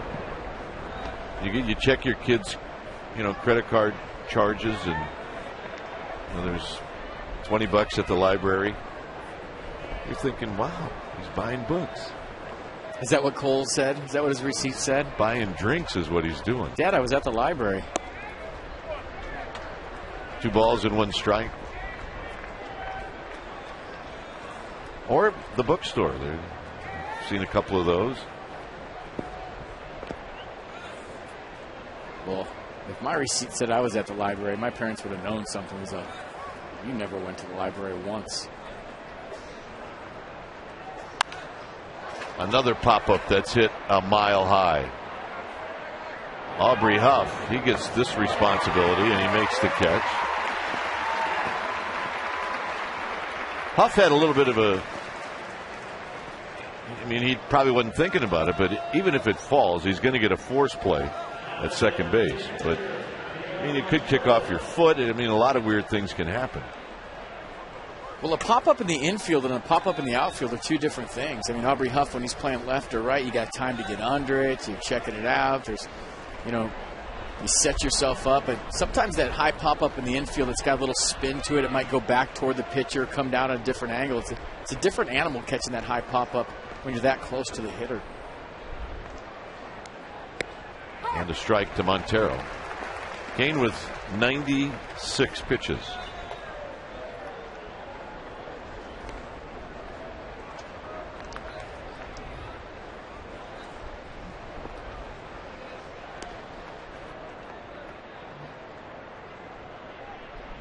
Young goes, swing and a miss. Whiteside's throw, not in time.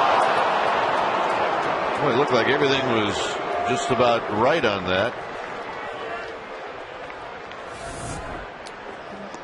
Check out the jump by Young right here. Great job by Eli Whiteside. I said this about Buster Posey the other night, making it that close.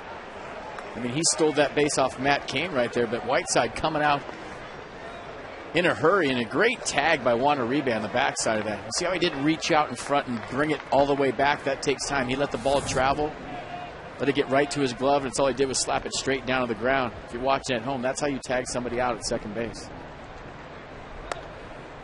Very high on pitch number 98. 1-2. Stolen base number 26 for Young.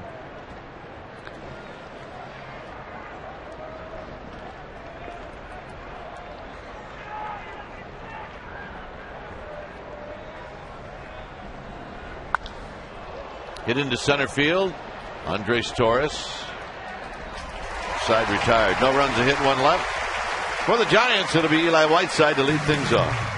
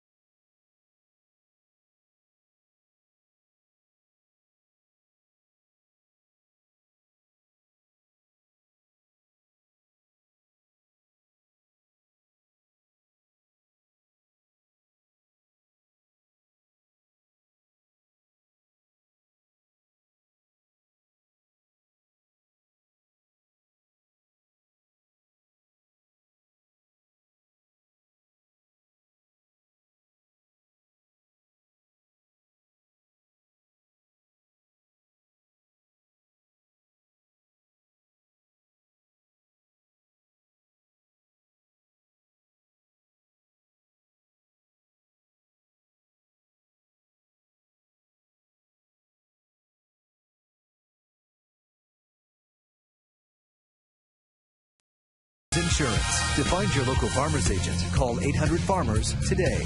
By Xfinity, the next generation in home entertainment. Now available in the Bay Area and coming soon to the Central Valley. And by Verizon Wireless, introducing the Droid X, the next generation of doves. All right, let's check out our McDonald's game summary. It goes like this. Matt Cain has pitched extremely well. Drew's got a solo home run and an RBI ground out. The Diamondbacks are 0 for 7 with runners in scoring position. Whiteside and Cain, they're the offense. Cain with 1 walk and 6 strikeouts. And that's our McDonald's game summary. As here's Whiteside. Whiteside on the first pitch, out to center field, but Young, not a problem. Welcome back to the Coors Light 6th inning. Now it's time for the Coors Light freeze cam. You look at Pablo Sandoval absolutely pummeling this laser beam to right center field. It almost got out of the ballpark, hit the gray part up on the bricks. Mark Reynolds got a fastball away from Matt Cain and did the same thing. That one a little bit lower. But a couple of guys that maybe got AT&T. Those would have been home runs in a lot of other places. Coors Light freeze cam brought to you by Frost Brewed Coors Light, the world's most refreshing beer. Cain's got a bunt single and he's got a hit and run single. And a quick 0-2. Sweeney has just homered for the Phillies. They now lead the Padres 3-0. Cain a 3-pitch see ya, 2 outs. Hey, if you're Matt Cain and you're still in this game, you don't want to be on the bases anyway. Here's Torres.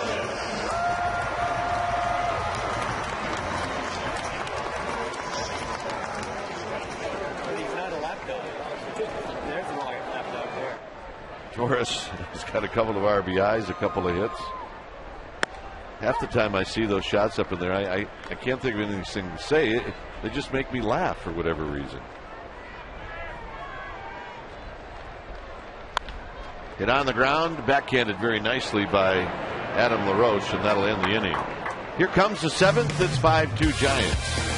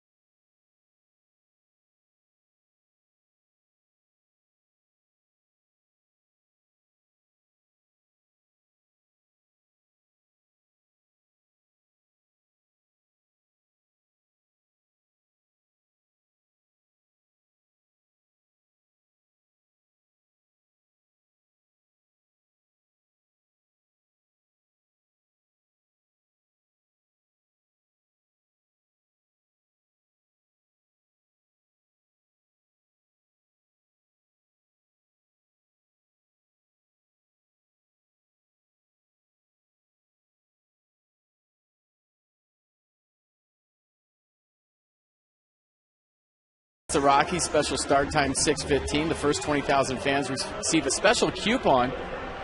For tickets, go to sfgiants.com. And by the way, that game is set up to be Ubaldo Jimenez and Tim Lincecum.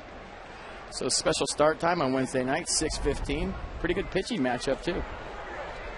Here's Parra to lead things off. It'll be Parra and then a pinch hitter.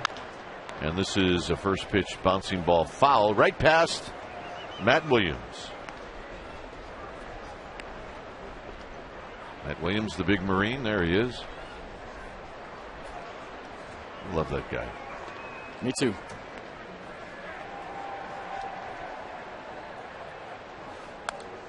High fastball, then it's 0-2. I talked to him the other day for about 20 minutes on the Diamondbacks bench, and he's giving me the rundown on all the players, the new guys, Kirk Gibson, the great job that he's doing. I asked him, I said, do you want to manage at the major league level someday? He said, absolutely.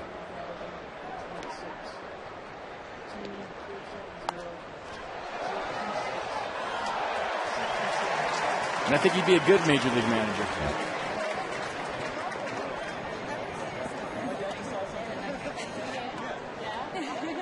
Yeah. I think I'll just take it easy for a while. The 0-2 pitch to Parra. And a shot into right field. And again, Matt Cain, who cannot avoid the first guy getting on. And let's go to Amy G. Well, Dwayne, for fans watching, please don't turn the channel after the game. Keep it on because you're going to catch a new installment of G-Mag. I got a chance to spend the entire day with former Giants Rich Aurelia and Dave Roberts and talk to them all about their wine-making endeavors. It was fabulous. We're going to ask Pippa. This is a French bulldog who's actually related to Tim Lincecum's bulldog side. You have the same dad, huh? Yeah. Same daddy. And are you going to watch G-Mag? That would be yes in dog. Dwayne. Just want to laugh. Here's Rusty Ryle. Ryle takes low. 5 of the 7 innings the leadoff hitter has reached. You think that makes it stressful? You bet it does. Ryle hitting at 281. He's another guy that will take a healthy rip. 1 ball and 1 strike. It's been a go-to pitch for Lincecum today, that changeup. Well, Cain, his last time out, threw 125 pitches. And you talk about what happened the first 2 games of this series. The bullpen has been stressed. So Matt Cain at 105 right now. That's the reason he started this inning. Bruce Bochy trying to get the most he can out of Matt Cain. Well, Lopez is up in the bullpen. It could be that he's up for the guy on deck, and that's Stephen Drew. And then after that, you've got Upton. Casilla is up. Nobody out. 2 balls and 1 strike.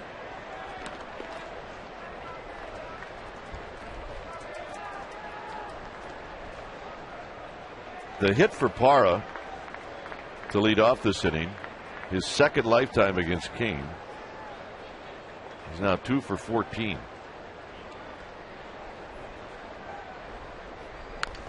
Fouled at the plate, 2-2.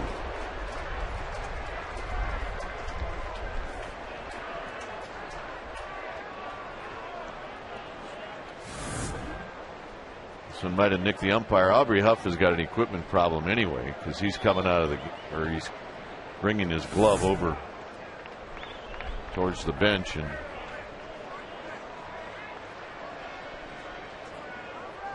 this might not be the worst thing in the world for Matt Cain. Get your breath right here. Aubrey Huff, go over, take your time. What a good move by Huff. That's a veteran move. Give your pitchers at 107 pitches a little blowout there. It's a big at-bat with Stephen Drew on deck. If your extra glove is not in the dugout, then you have to send the fastest clubhouse guy into the clubhouse. And that's a long ways. A lot of stairs involved.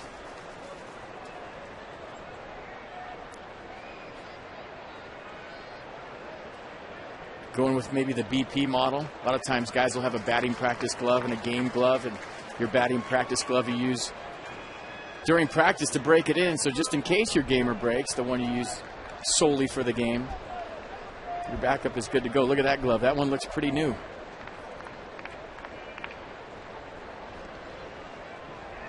Two balls, 2 strikes to Ryle. And he got him.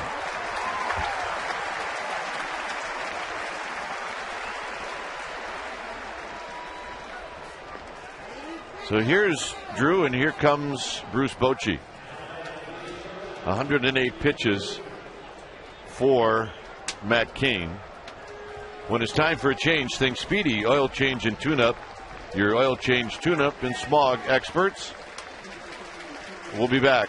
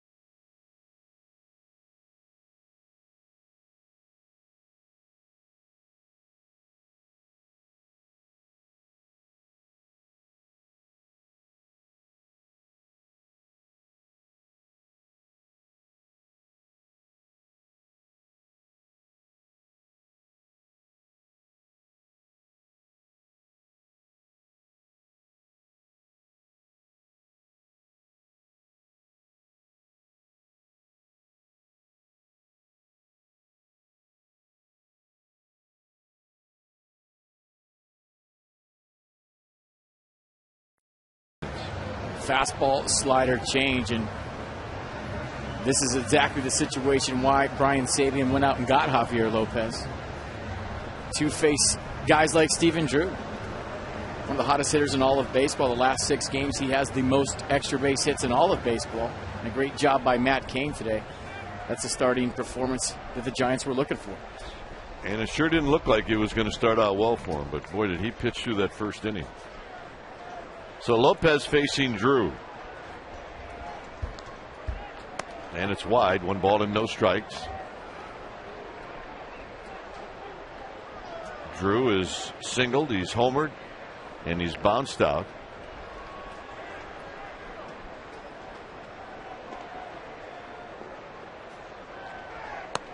And a strike from Lopez to even the count. 5-2 here in the 7th inning. Defense pretty much straight away. Guillen is very deep out into Triple's alley. On the ground and past Uribe, and Drew has no problems with Lopez. And Bruce Bochy's coming out again. It'll be Santiago Casilla. Casilla will be coming in as he flips the ball to Mark Gardner. Diamondbacks with runners at first and second with 1 out.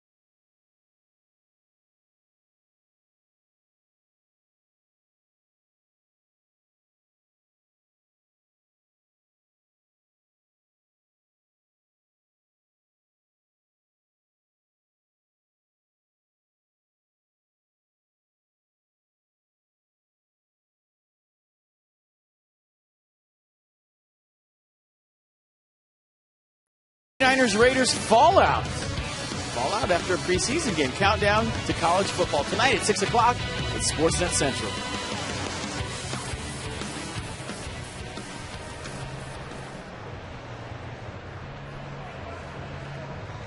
Yeah, we got dogs all over the place. See, they do look like their owner.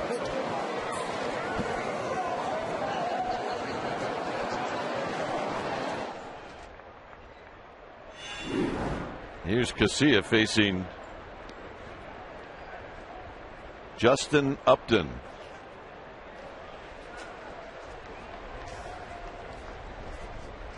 Upton 2-for-2 lifetime against Casilla. And Casilla will spin around, nobody covering, but let's give Parra an idea that Casilla has not forgotten about him at second base. The tying run is at the plate. It's 5-2 Giants here in the 7th. First pitch strike, and it's no balls and 1 strike.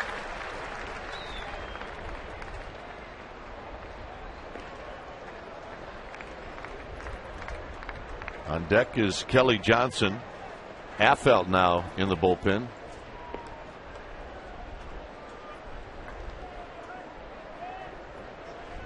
Bruce Bochy is going to go through his bullpen here in the 7th. He considers this the inning.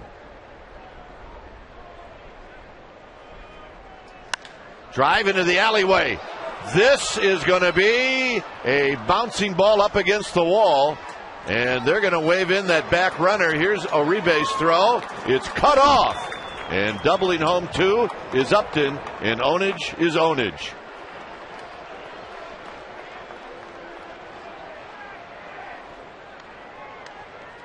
Yeah, suddenly a situation for the San Francisco Giants, and Santiago Casilla coming in and throwing two sliders to Upton. Choosing to go with the slider instead of the 98-mile-an-hour fastball. I think the Giants, knowing that the Diamondbacks are fastball hunters right there,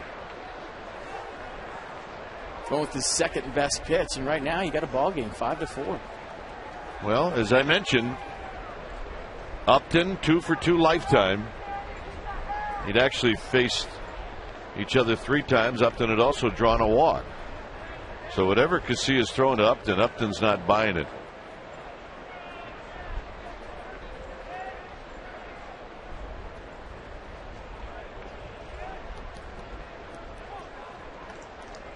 Kelly Johnson has faced Upton 1 time, and he's tripled.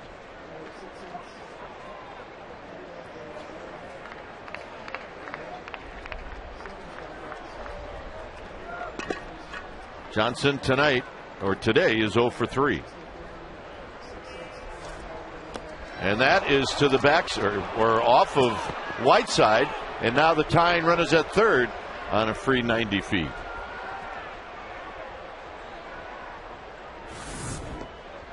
You look at the pitch right here from Casilla. That's just a fastball that he pulled across.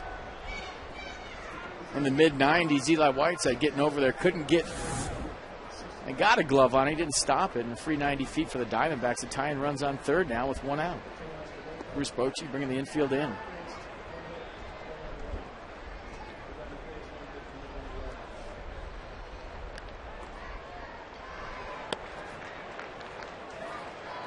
Two balls and no strikes.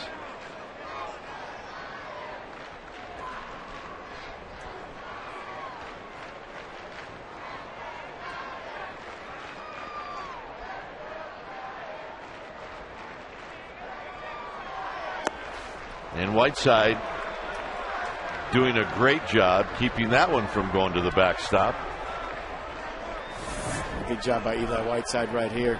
On a nasty slider down the dirt.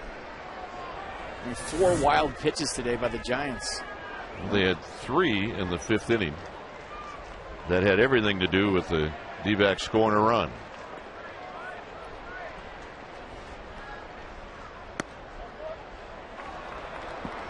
And that may have been by design, with Young coming up.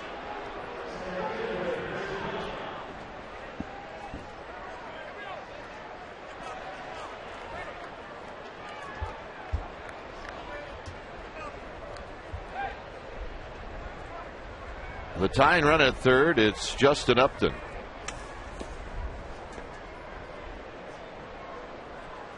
Chris Young has walked, he struck out, and he's singled. Well, this is where you're looking for the strikeout if you're Santiago Casilla. Go with your best pitcher. 97, 98-mile-an-hour fastball up in the strike zone. Sliders away. You got to do whatever you can to get a strikeout in this situation. Whiteside can't find it, and it's over by the on-deck circle, and it's 0-1. Ball's got to be hit a little higher for a catcher to be able to pick it up immediately.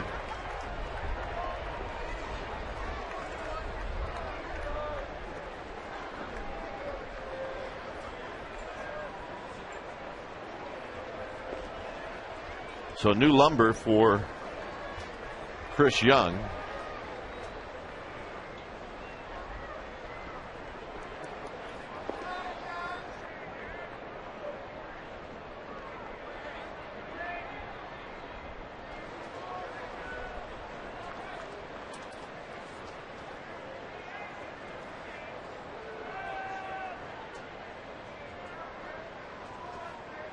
Casilla steps off.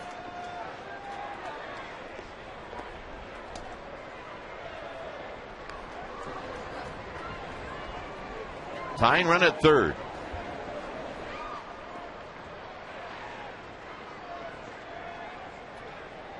Young waiting patiently And it's low. 1 ball and 1 strike. Good two-seamer right there. Trying to keep the ball down. If you're thinking about a double play, Chris Young has only hit into 8 double plays all season long. He's got good speed at the plate. So Casilla obviously pitching for a strikeout. Young has struck out 110 times this year. 111 counting the one today.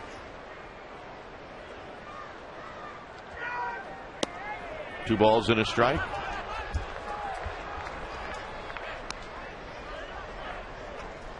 And this is where if you come into a game in this situation, you have to slow things down as a reliever. Things start to move fast. You start to rush to the plate. Maybe you're flying open. The good relievers in these situations have the ability to slow the game down.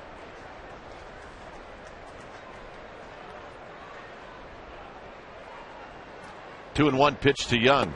Swing and a miss. 2-2. That's just crazy late movement. 97 miles an hour with almost split-like action at the end. Watch this ball drop off a table. That's 97. That's not an off-speed pitch. It's not a changeup. That's just a two-seam fastball, a true sinker at 97. Well, if you're hard to catch, you're going to be hard to hit. 2 balls, 2 strikes. Got him.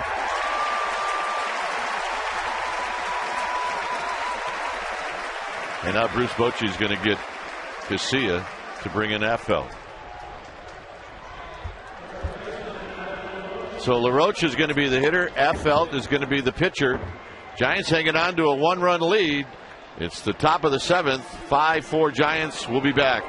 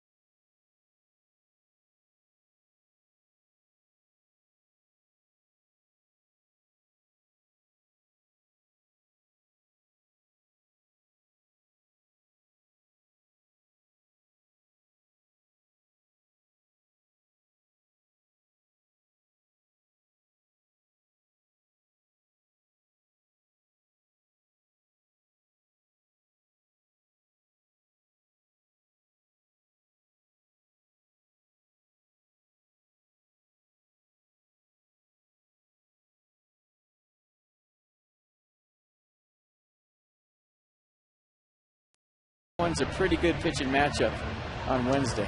Special start time 6:15. Giants pregame live at 5:30.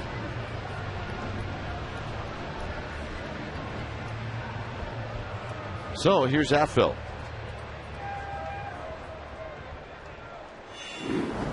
See the numbers on Jeremy Affeldt right there. Adam LaRoche. He's had a great series. Fastball, curveball change for Affeldt. Looking for a few hammers right here. See if he throws that first pitch breaking ball to try to steal a strike. And he does, and it's 0-1. Now, LaRoche has done all right against Affeldt. He's 4 for 10.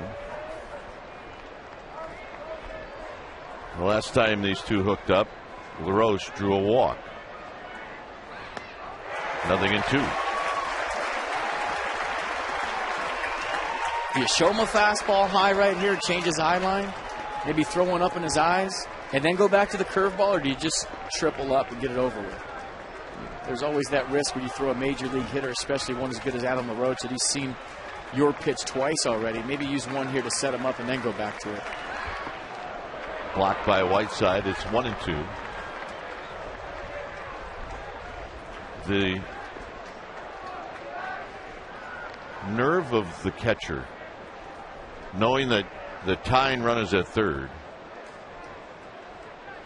I was thinking about saying something else. The nerve of the catcher, knowing that that ball is going to be in the dirt and that tying runs at third.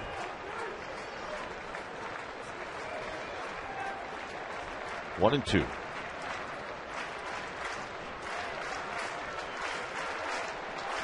Runner goes, swinging a shot into right field, a base hit. Here comes the back runner, and the Diamondbacks take the lead. How about that? Kelly Johnson scores on the double by Adam LaRoche. Eli Whiteside put two down. Jeremy Affeldt shook off. And they went to what looked like a fastball in. And Guillen having trouble getting over, allowing Kelly Johnson, to score all the way from first base. I mean, once you give up the double right there, that's one thing. But Johnson scoring from first base, that can't happen in that situation.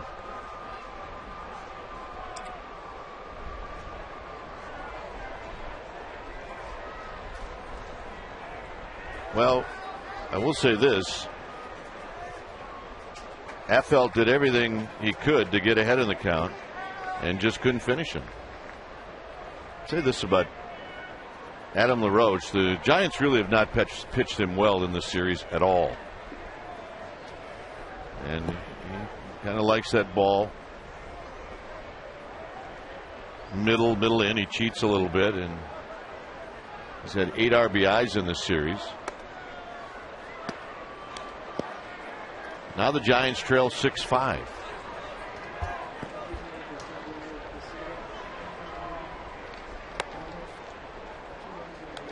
So a no decision for Matt Cain. How about that? I think Bruce Bochy is a little bit perplexed at what has happened here in the 7th. Maybe a little bit perplexed at what has happened in this series.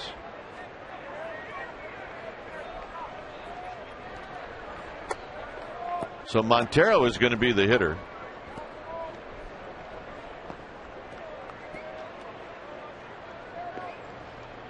LaRoche is at second base. Reynolds is now at first. Montero is the 9th Diamondback to hit in this inning. They've scored 4 times.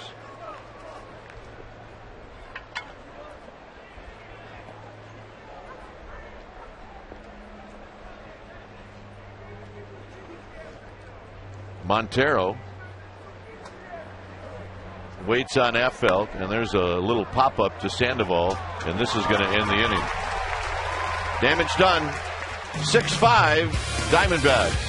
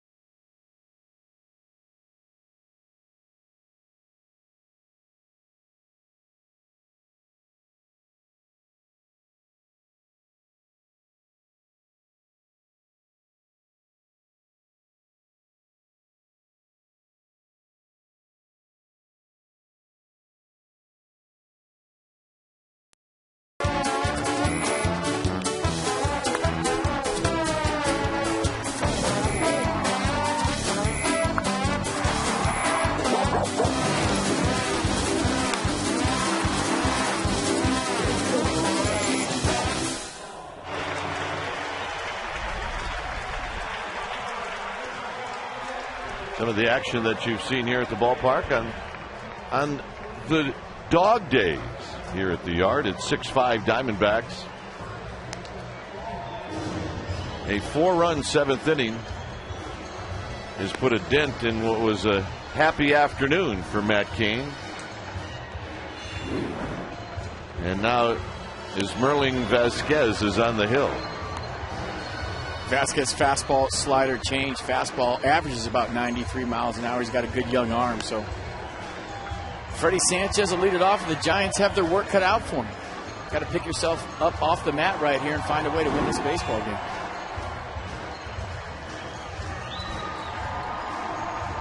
So Sanchez, Huff, Guillen, Sandoval.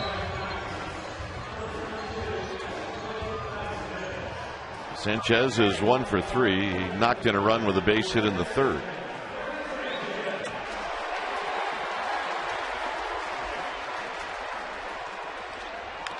First pitch, dribbler foul, and it's 0-1.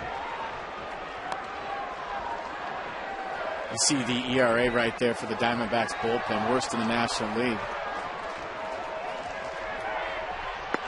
Inside, 1 ball and 1 strike.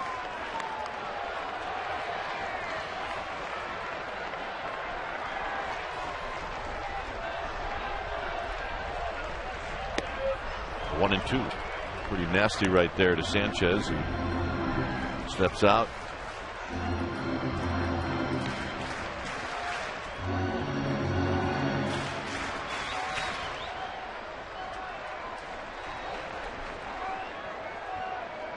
Here's the 1-2 to Sanchez.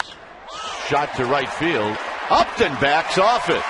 And it's a leadoff single. I really thought it was going to carry right out to Justin Upton.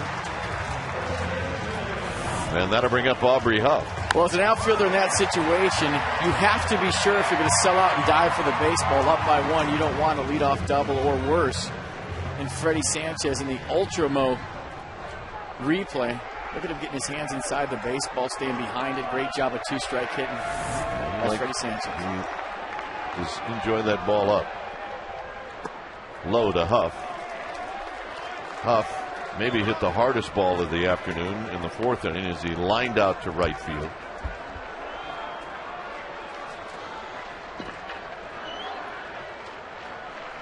One ball and no strikes.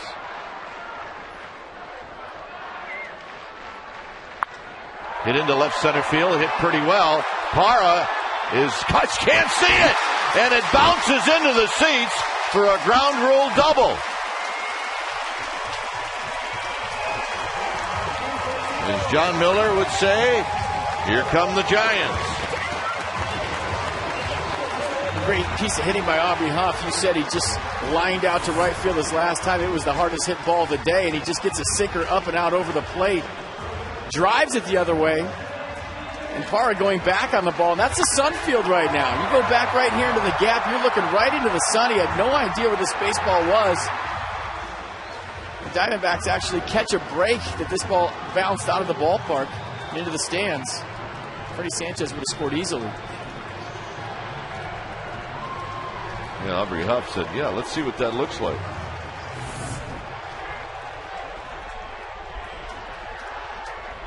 Here's Guillen. 0 for 2 with a walk.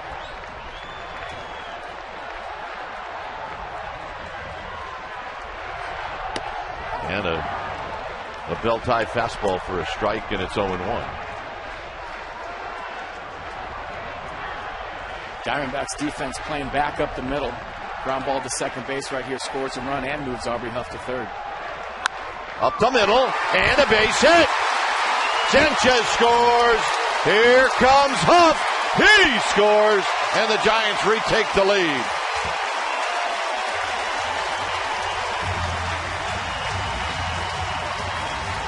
Well, it took 3 hitters for the Giants to get the lead back.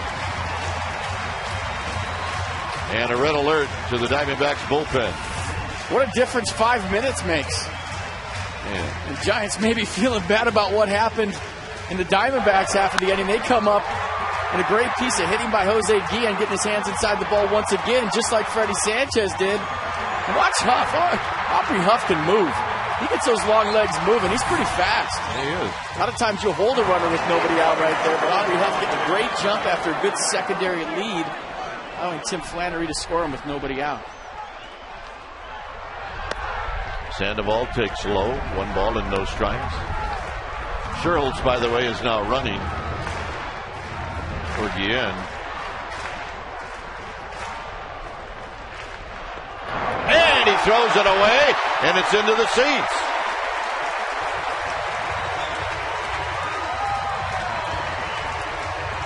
So now the Giants have Sherholtz at second base. Here comes Stottlemyre. Stottlemyre's coming out right now for a 20-second timeout. He's trying to slow things down. Giants will take that 90-foot mistake right there. It makes Pablo Sandoval's at-bat a little more simple. Now he's thinking about maybe moving Nate Sherholtz to third, getting there with 1 out and setting it up for Cody Ross. The Phillies beat the Padres 5-0. Padres have now lost 4 straight. Arizona will be headed to San Diego tomorrow.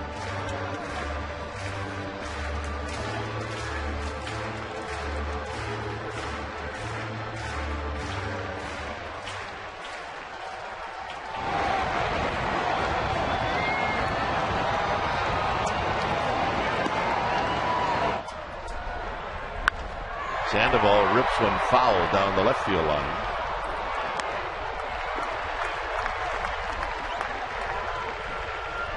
Skaz has thrown 10 pitches. He's given up 3 hits and a throwing error. Fast break offense by the Giants.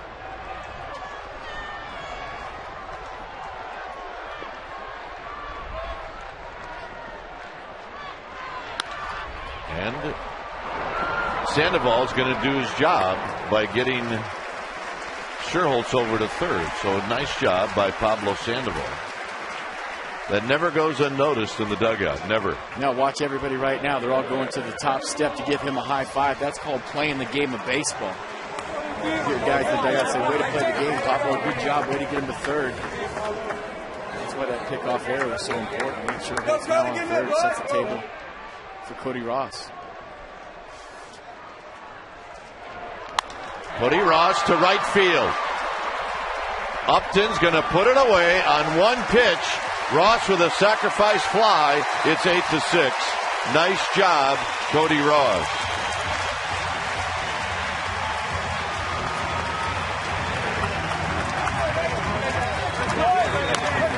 And the Giants with 3 runs here in the 7th.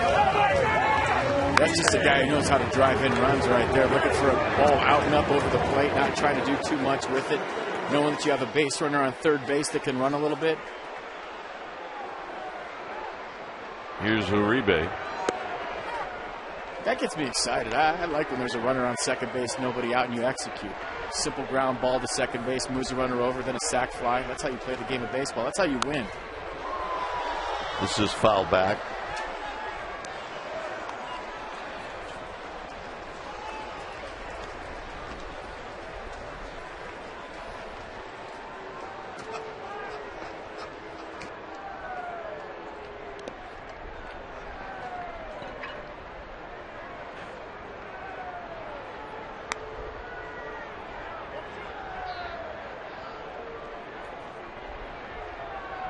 One and 2 to Juan Uribe.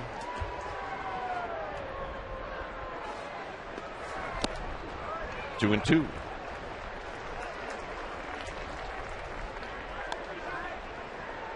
Cody Ross, not just another RBI in the eyes of some people.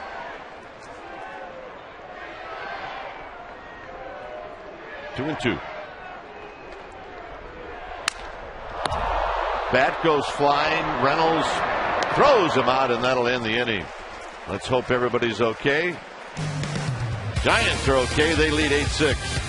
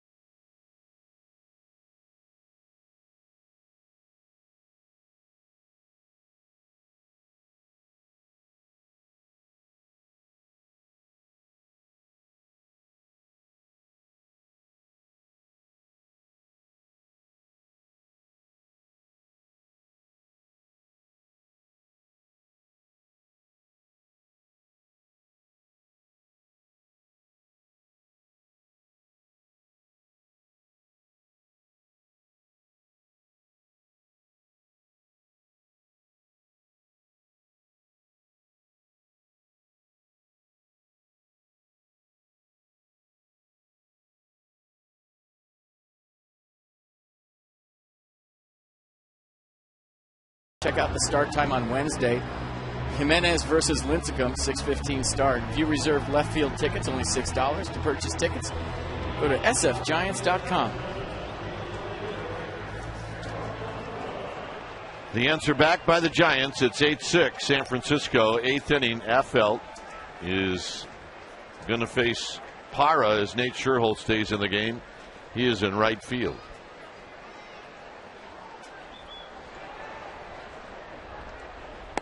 Parra swings and misses. He led that 4-run inning off last inning with a base hit to right field. And that was off of Matt Cain.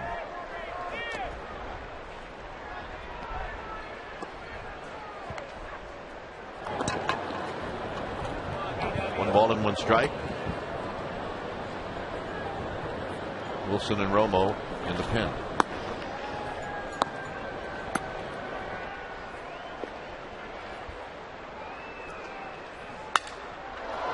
It's going to be a tough play for Uribe. Parra can fly, and it's not even close. That's an Ichiro hit. Here's Roberts.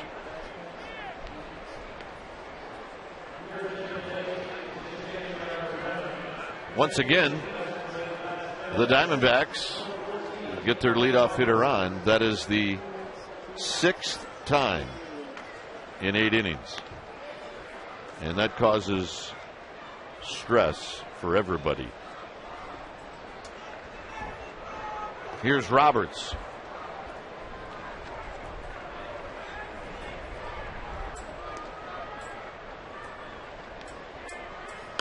Roberts bunts this one, and Affeldt better hurry, and they just get him.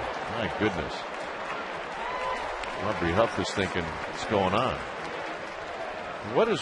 Am I missing something on the score? score? Did Roberts not know what the score is?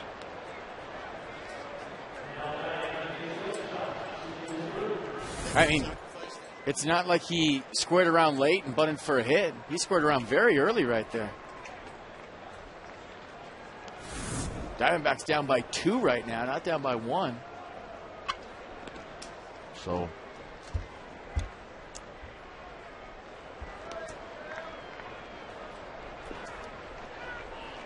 here's Drew. Breaking ball for a strike. Drew has been on base 3 times.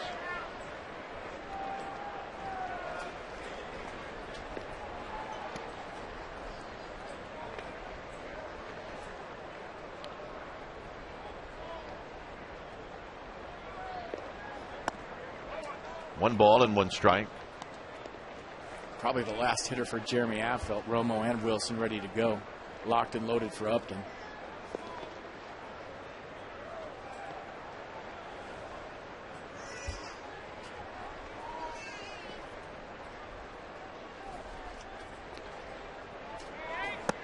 Down low, 2 balls and 1 strike. Drew got the base hit off of Lopez in the 7th.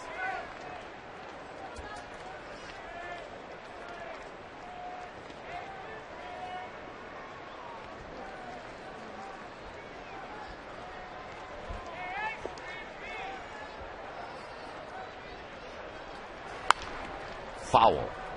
And it's 2-2.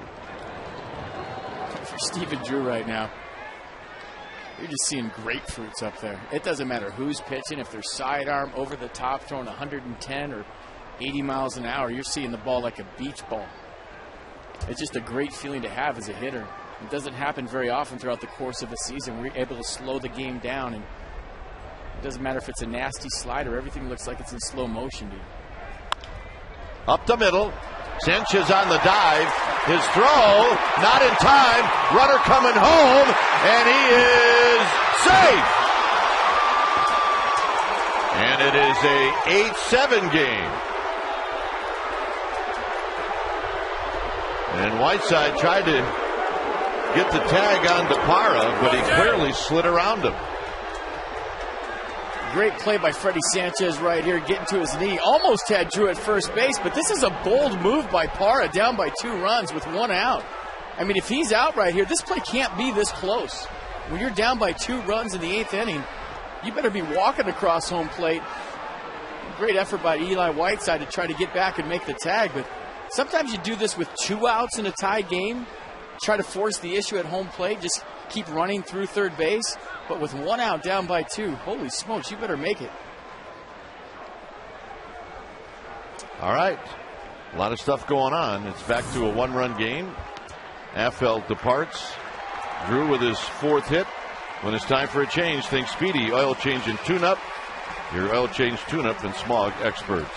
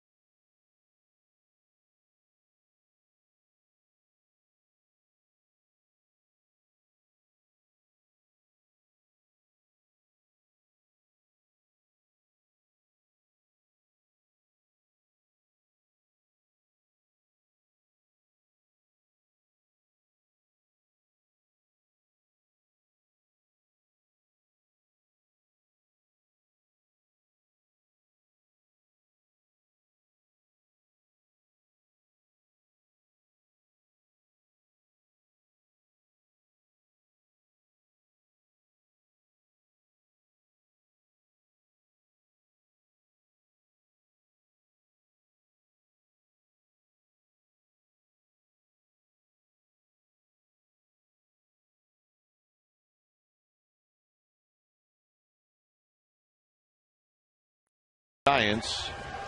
Wilson into the game with 1 out, a run in, and Justin Upton at the plate. And those are the numbers for Wilson. He's only appeared in 4 of the last Giants' 13 games. Upton fouls it back. In 2 of the last 8. Huff is now in left field. Ross moves from left to right. Out of the game is Sherholtz.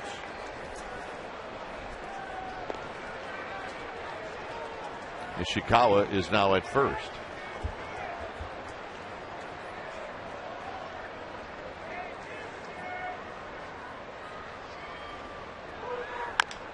On the ground, slowly hit. Sandoval will let it go foul. Nice play. No, they're saying it was a fair ball. And here comes Bruce Bochy.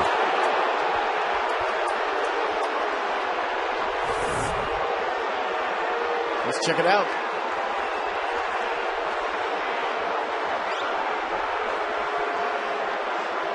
Yep, you got it right. It was fair ball.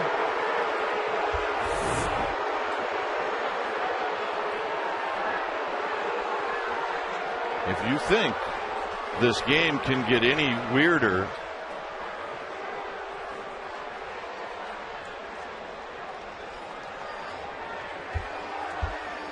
I wonder if the fact that Pablo Sandoval's cleat wiped away some of the third baseline factored into his decision-making process and maybe thinking that ball was foul. If you watch the replay, his foot hit the line and wiped away the line right by the base, but I think they got the call right. That ball was fair. Watch his foot right here kind of drag across the line. I don't know if he meant to do that. That would have hit the bag, right? It would have hit the corner of the bag.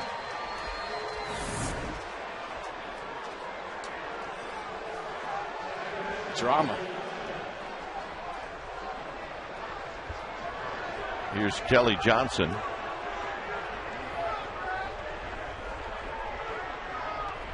Three hits in the inning, all infield hits.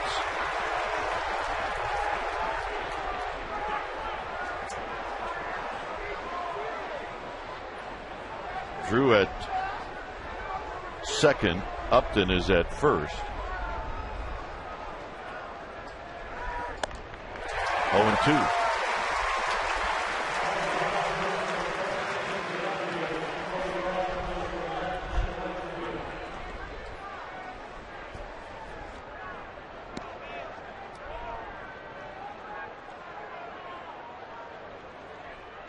Oh, and 2 to Johnson.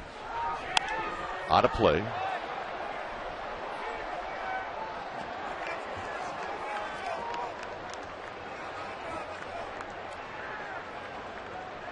Well, Brian Wilson is fresh, and these are the situations that he loves. Probably a part of him that's glad that ball was fair. He likes these dramatic situations. Turns it up a notch every single time. Inside, 1-2. That's a great pitch right there. I don't know where that pitch missed. That's 96 in the inner half of the play.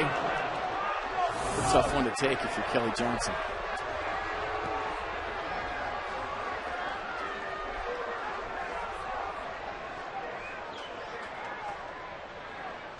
One and 2 to Johnson. You got him.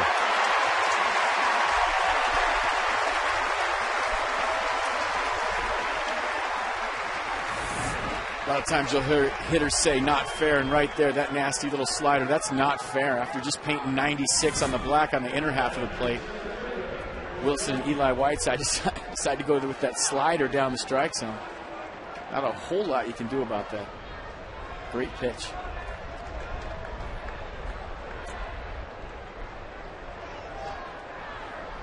Here's Chris Young.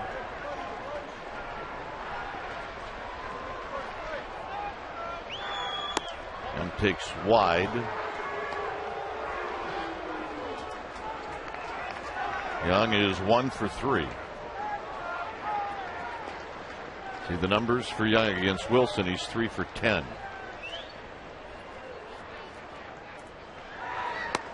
Good pitch to even the count.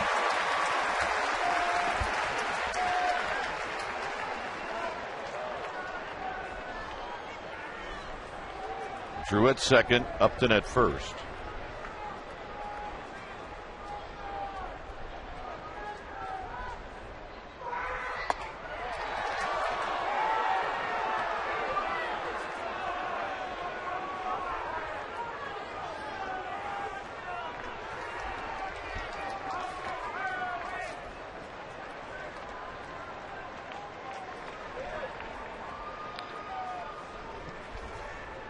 Wilson sets right at the letters.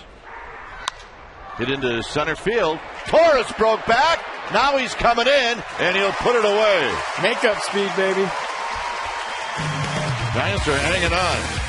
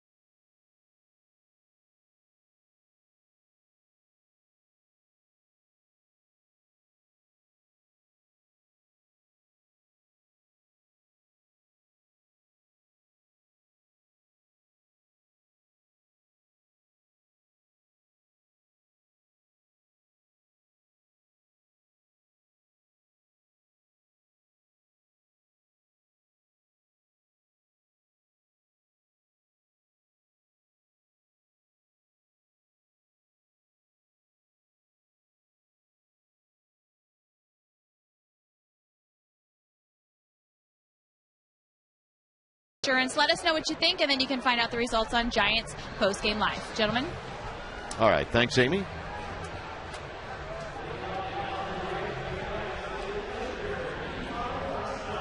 So Eli Whiteside's going to hit, and Juan Gutierrez is on the hill. Yeah, Juan Gutierrez got a good fastball, 95 miles an hour, slider, curve, and change. If you look at his numbers in 42 and a third innings, he's given up 13 home runs. Whiteside is 2 for 3.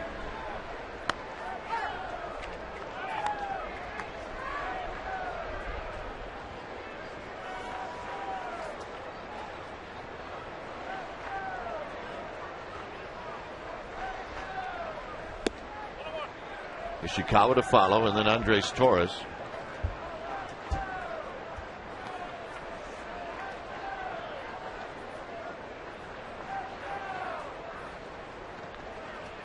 Wilson gets 2 outs in the 8th inning. And he will go back out of the 9th, where Adam LaRoche will be the leadoff hitter.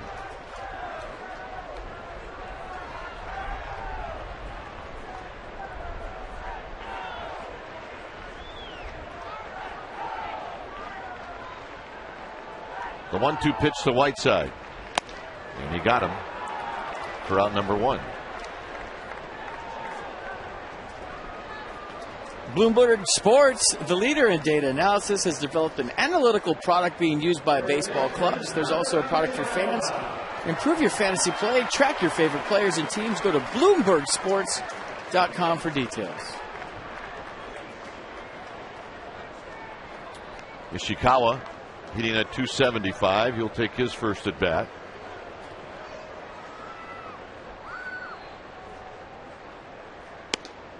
First pitch strike, and it's 0-1 with Andres Torres on deck.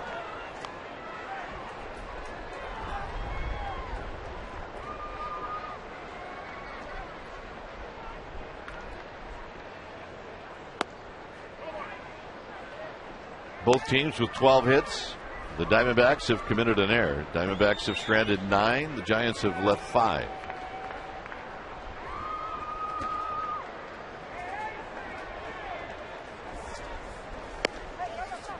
Ishikawa's done a good job. He's especially done a good job as a pinch hitter, although that's not what he's doing here. Manny Ramirez got thrown out in that 10-5 win, Rockies over Dodgers. Ishikawa rolls this one to Kelly Johnson. Out number 2.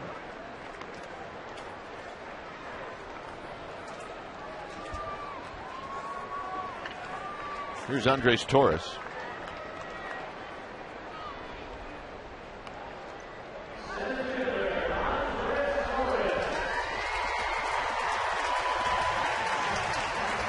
Those are the 3 guys that'll face Brian Wilson in the 9th inning. Unless the Giants come up with a 2-out rally, it'll be a 1-run lead. Andres Torres, 2 for 4. A double, a single, a run scored, and 2 RBIs.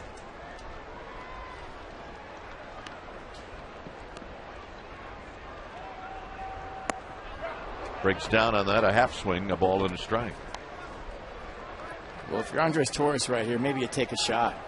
You got 2 hits already, a double in the bag. Your team's up by 1 run. You got 13 home runs on the year. Let it rip. Not on that pitch, 2-1.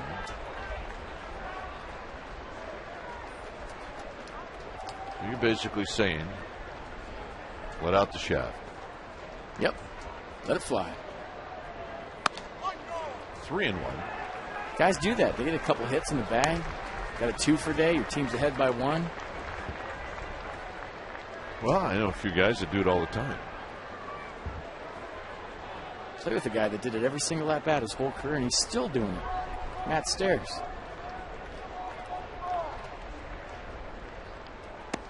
And the walk. Well, now you got speed. Now you try to steal it back. Yep. Early in the count, too. I want to wait around. I want to get there for Freddie Sanchez as soon as possible.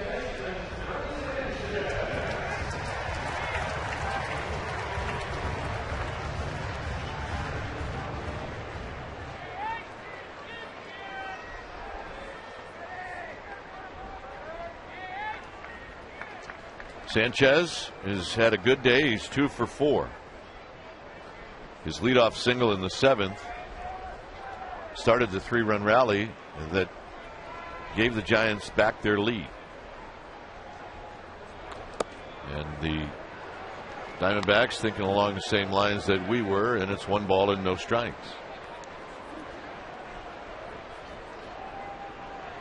Well, this is where you go, okay, if you pitch out twice, you got me, but I'm rolling.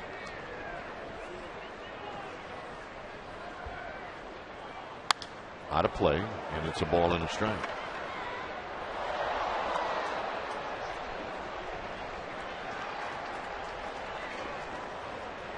It's a pretty dog.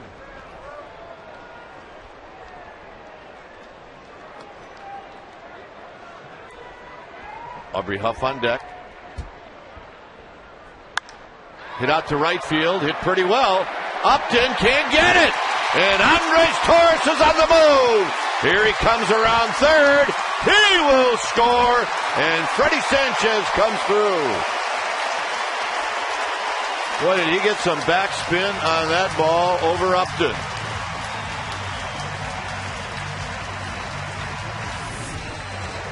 Freddie Sanchez is back, folks. That's his 3rd hit of the day. And if you look at the flags, they're blowing straight out to right field. And Freddie Sanchez, we used to call that smart hitting, using the elements. And Andres Torres, don't you just love to watch this guy stride, watch him run? Safe at home, safe and secure, New York life. It's a big run for the San Francisco Giants. And now you got Aubrey Huff at the plate with Sanchez in scoring position. And that pitch is wide.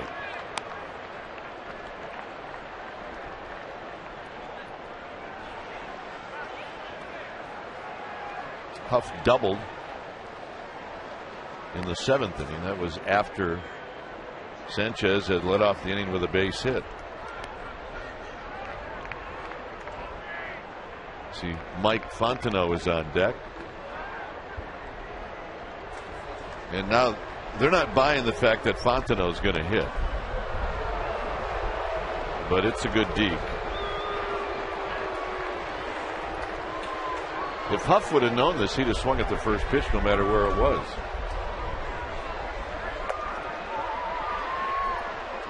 Somebody over there noticed what was going on. And they said, all right, let's not throw any more pitches to Huff.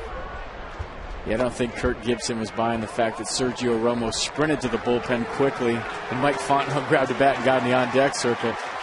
He's pretty sure that Bruce Bochy was going to go with his all-star Brian Wilson for that 9th inning.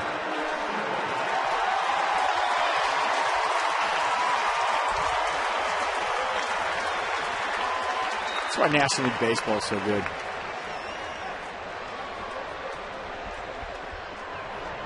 Yeah, it's called strategy. Yep.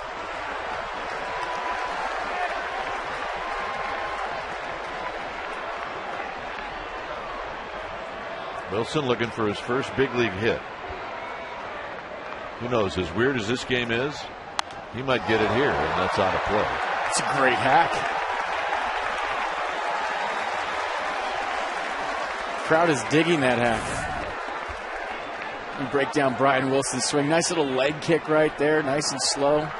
Keeping his head still. Yeah, it's not bad. No. Upton, Upton makes the catch, and that'll end the inning. Giants pick up a run. We'll go to the 9th. 9-7 San Francisco.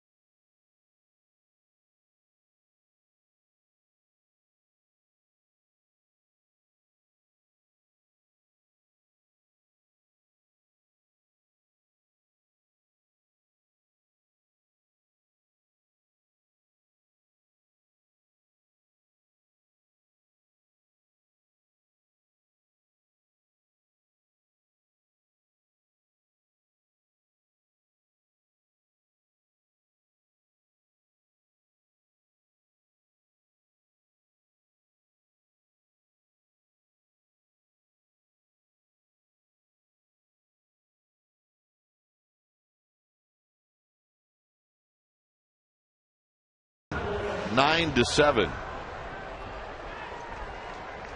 Since the 7th inning combined, these two teams have scored 9 runs.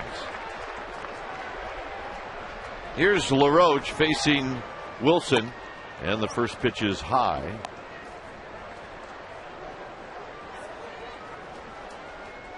LaRoche had a big double off of Affelt in the 7th inning. And right now Wilson needs to throw a strike, otherwise we're going to be looking at that leadoff base runner again.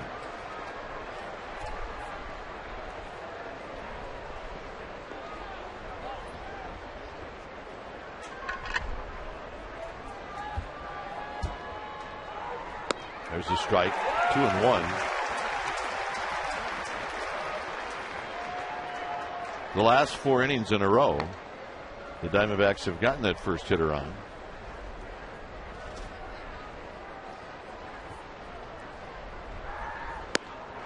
Two and 2.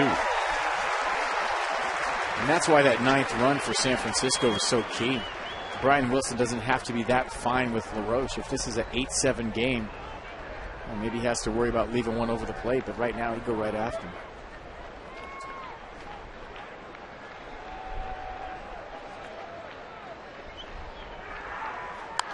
Out of play as he fouls off a 94-mile-an-hour fastball.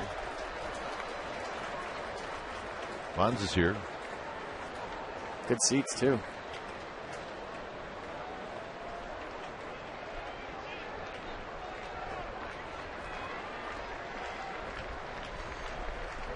Two-two pitch. Here it is. Out of play. Those first 2 balls to LaRoche, that was just Brian Wilson. Maybe still buzzing from his AB. When you're a closer, you don't get to hit that much. You get a little excited, thinking maybe I'll get my first big league hit. He had some good hacks. Now he has to go back to being a pitcher.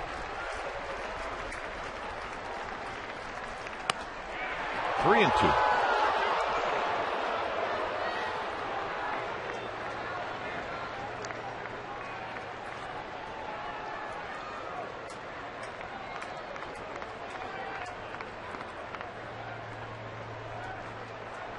Whiteside setting up pretty much right down the middle of the plate. And he spoils that by fouling it down the left field line.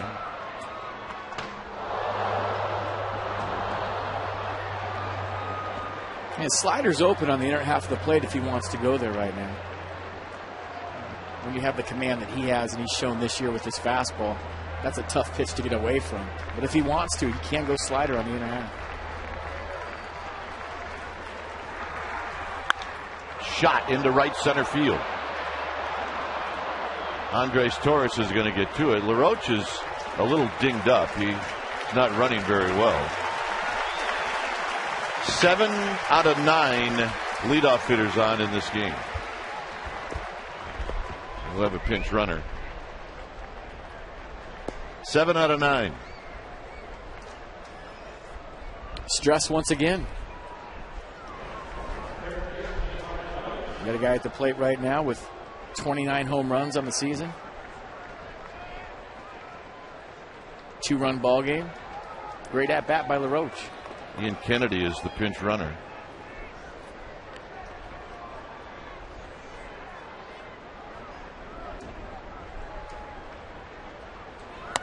And a strike.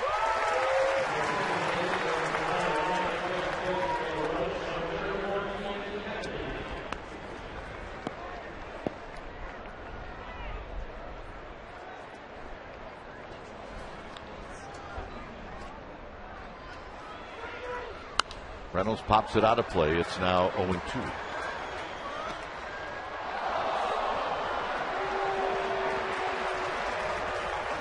.96 in the eyes. Try to elevate a fastball right here. A couple of sliders to start the AB. Maybe you climb the ladder, show him something up, and then go back to the slider.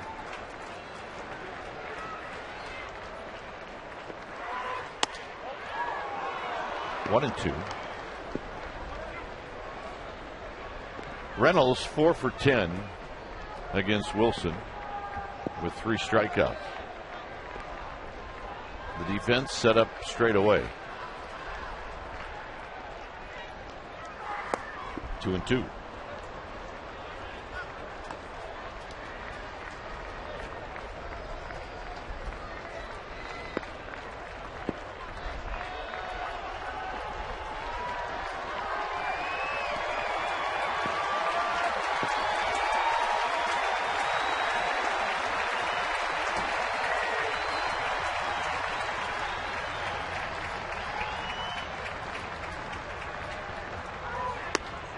Full count. Well, Wilson now has gone 3-2 to both hitters he's faced here in the ninth. Tried to cut that corner. Just nipped that front half of home plate. The fastball away. Another 3-2 count.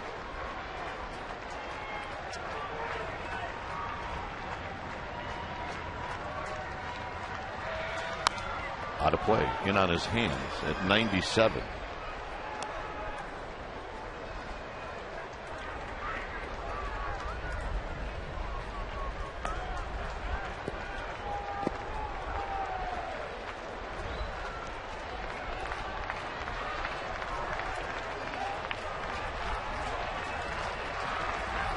So he pitched number 27 for Wilson.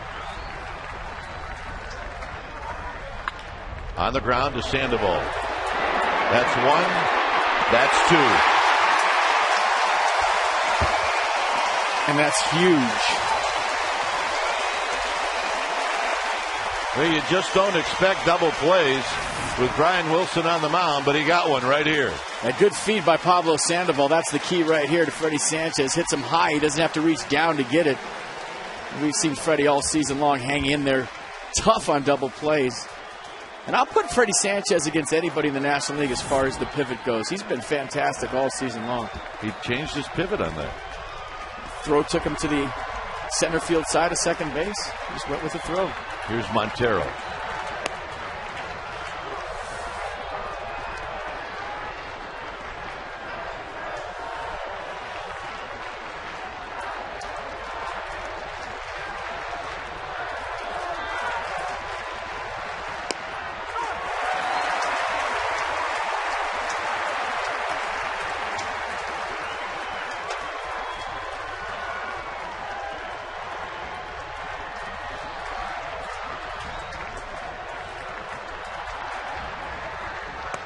Good pitch on the outside corner, 1-2.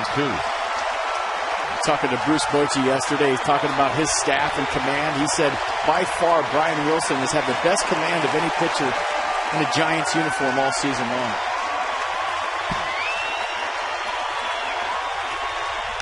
Ball back, right over the left shoulder of Eli Whiteside.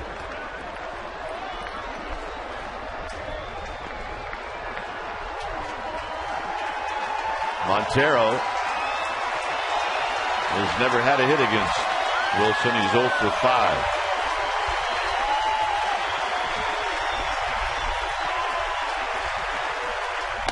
High, it's 2-2.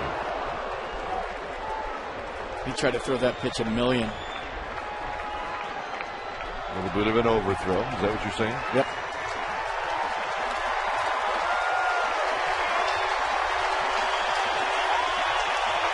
Two and two. On the ground, Sanchez knocks it down, picks it up. Ball game.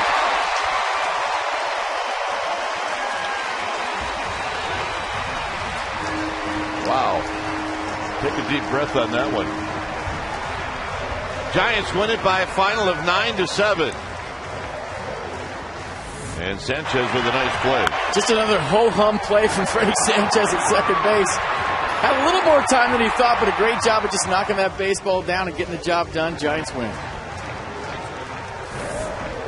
All right, 9-7 is your final. Is the Giants in a weird game? They get the win, and they win one game in this 3-game series, and now they'll welcome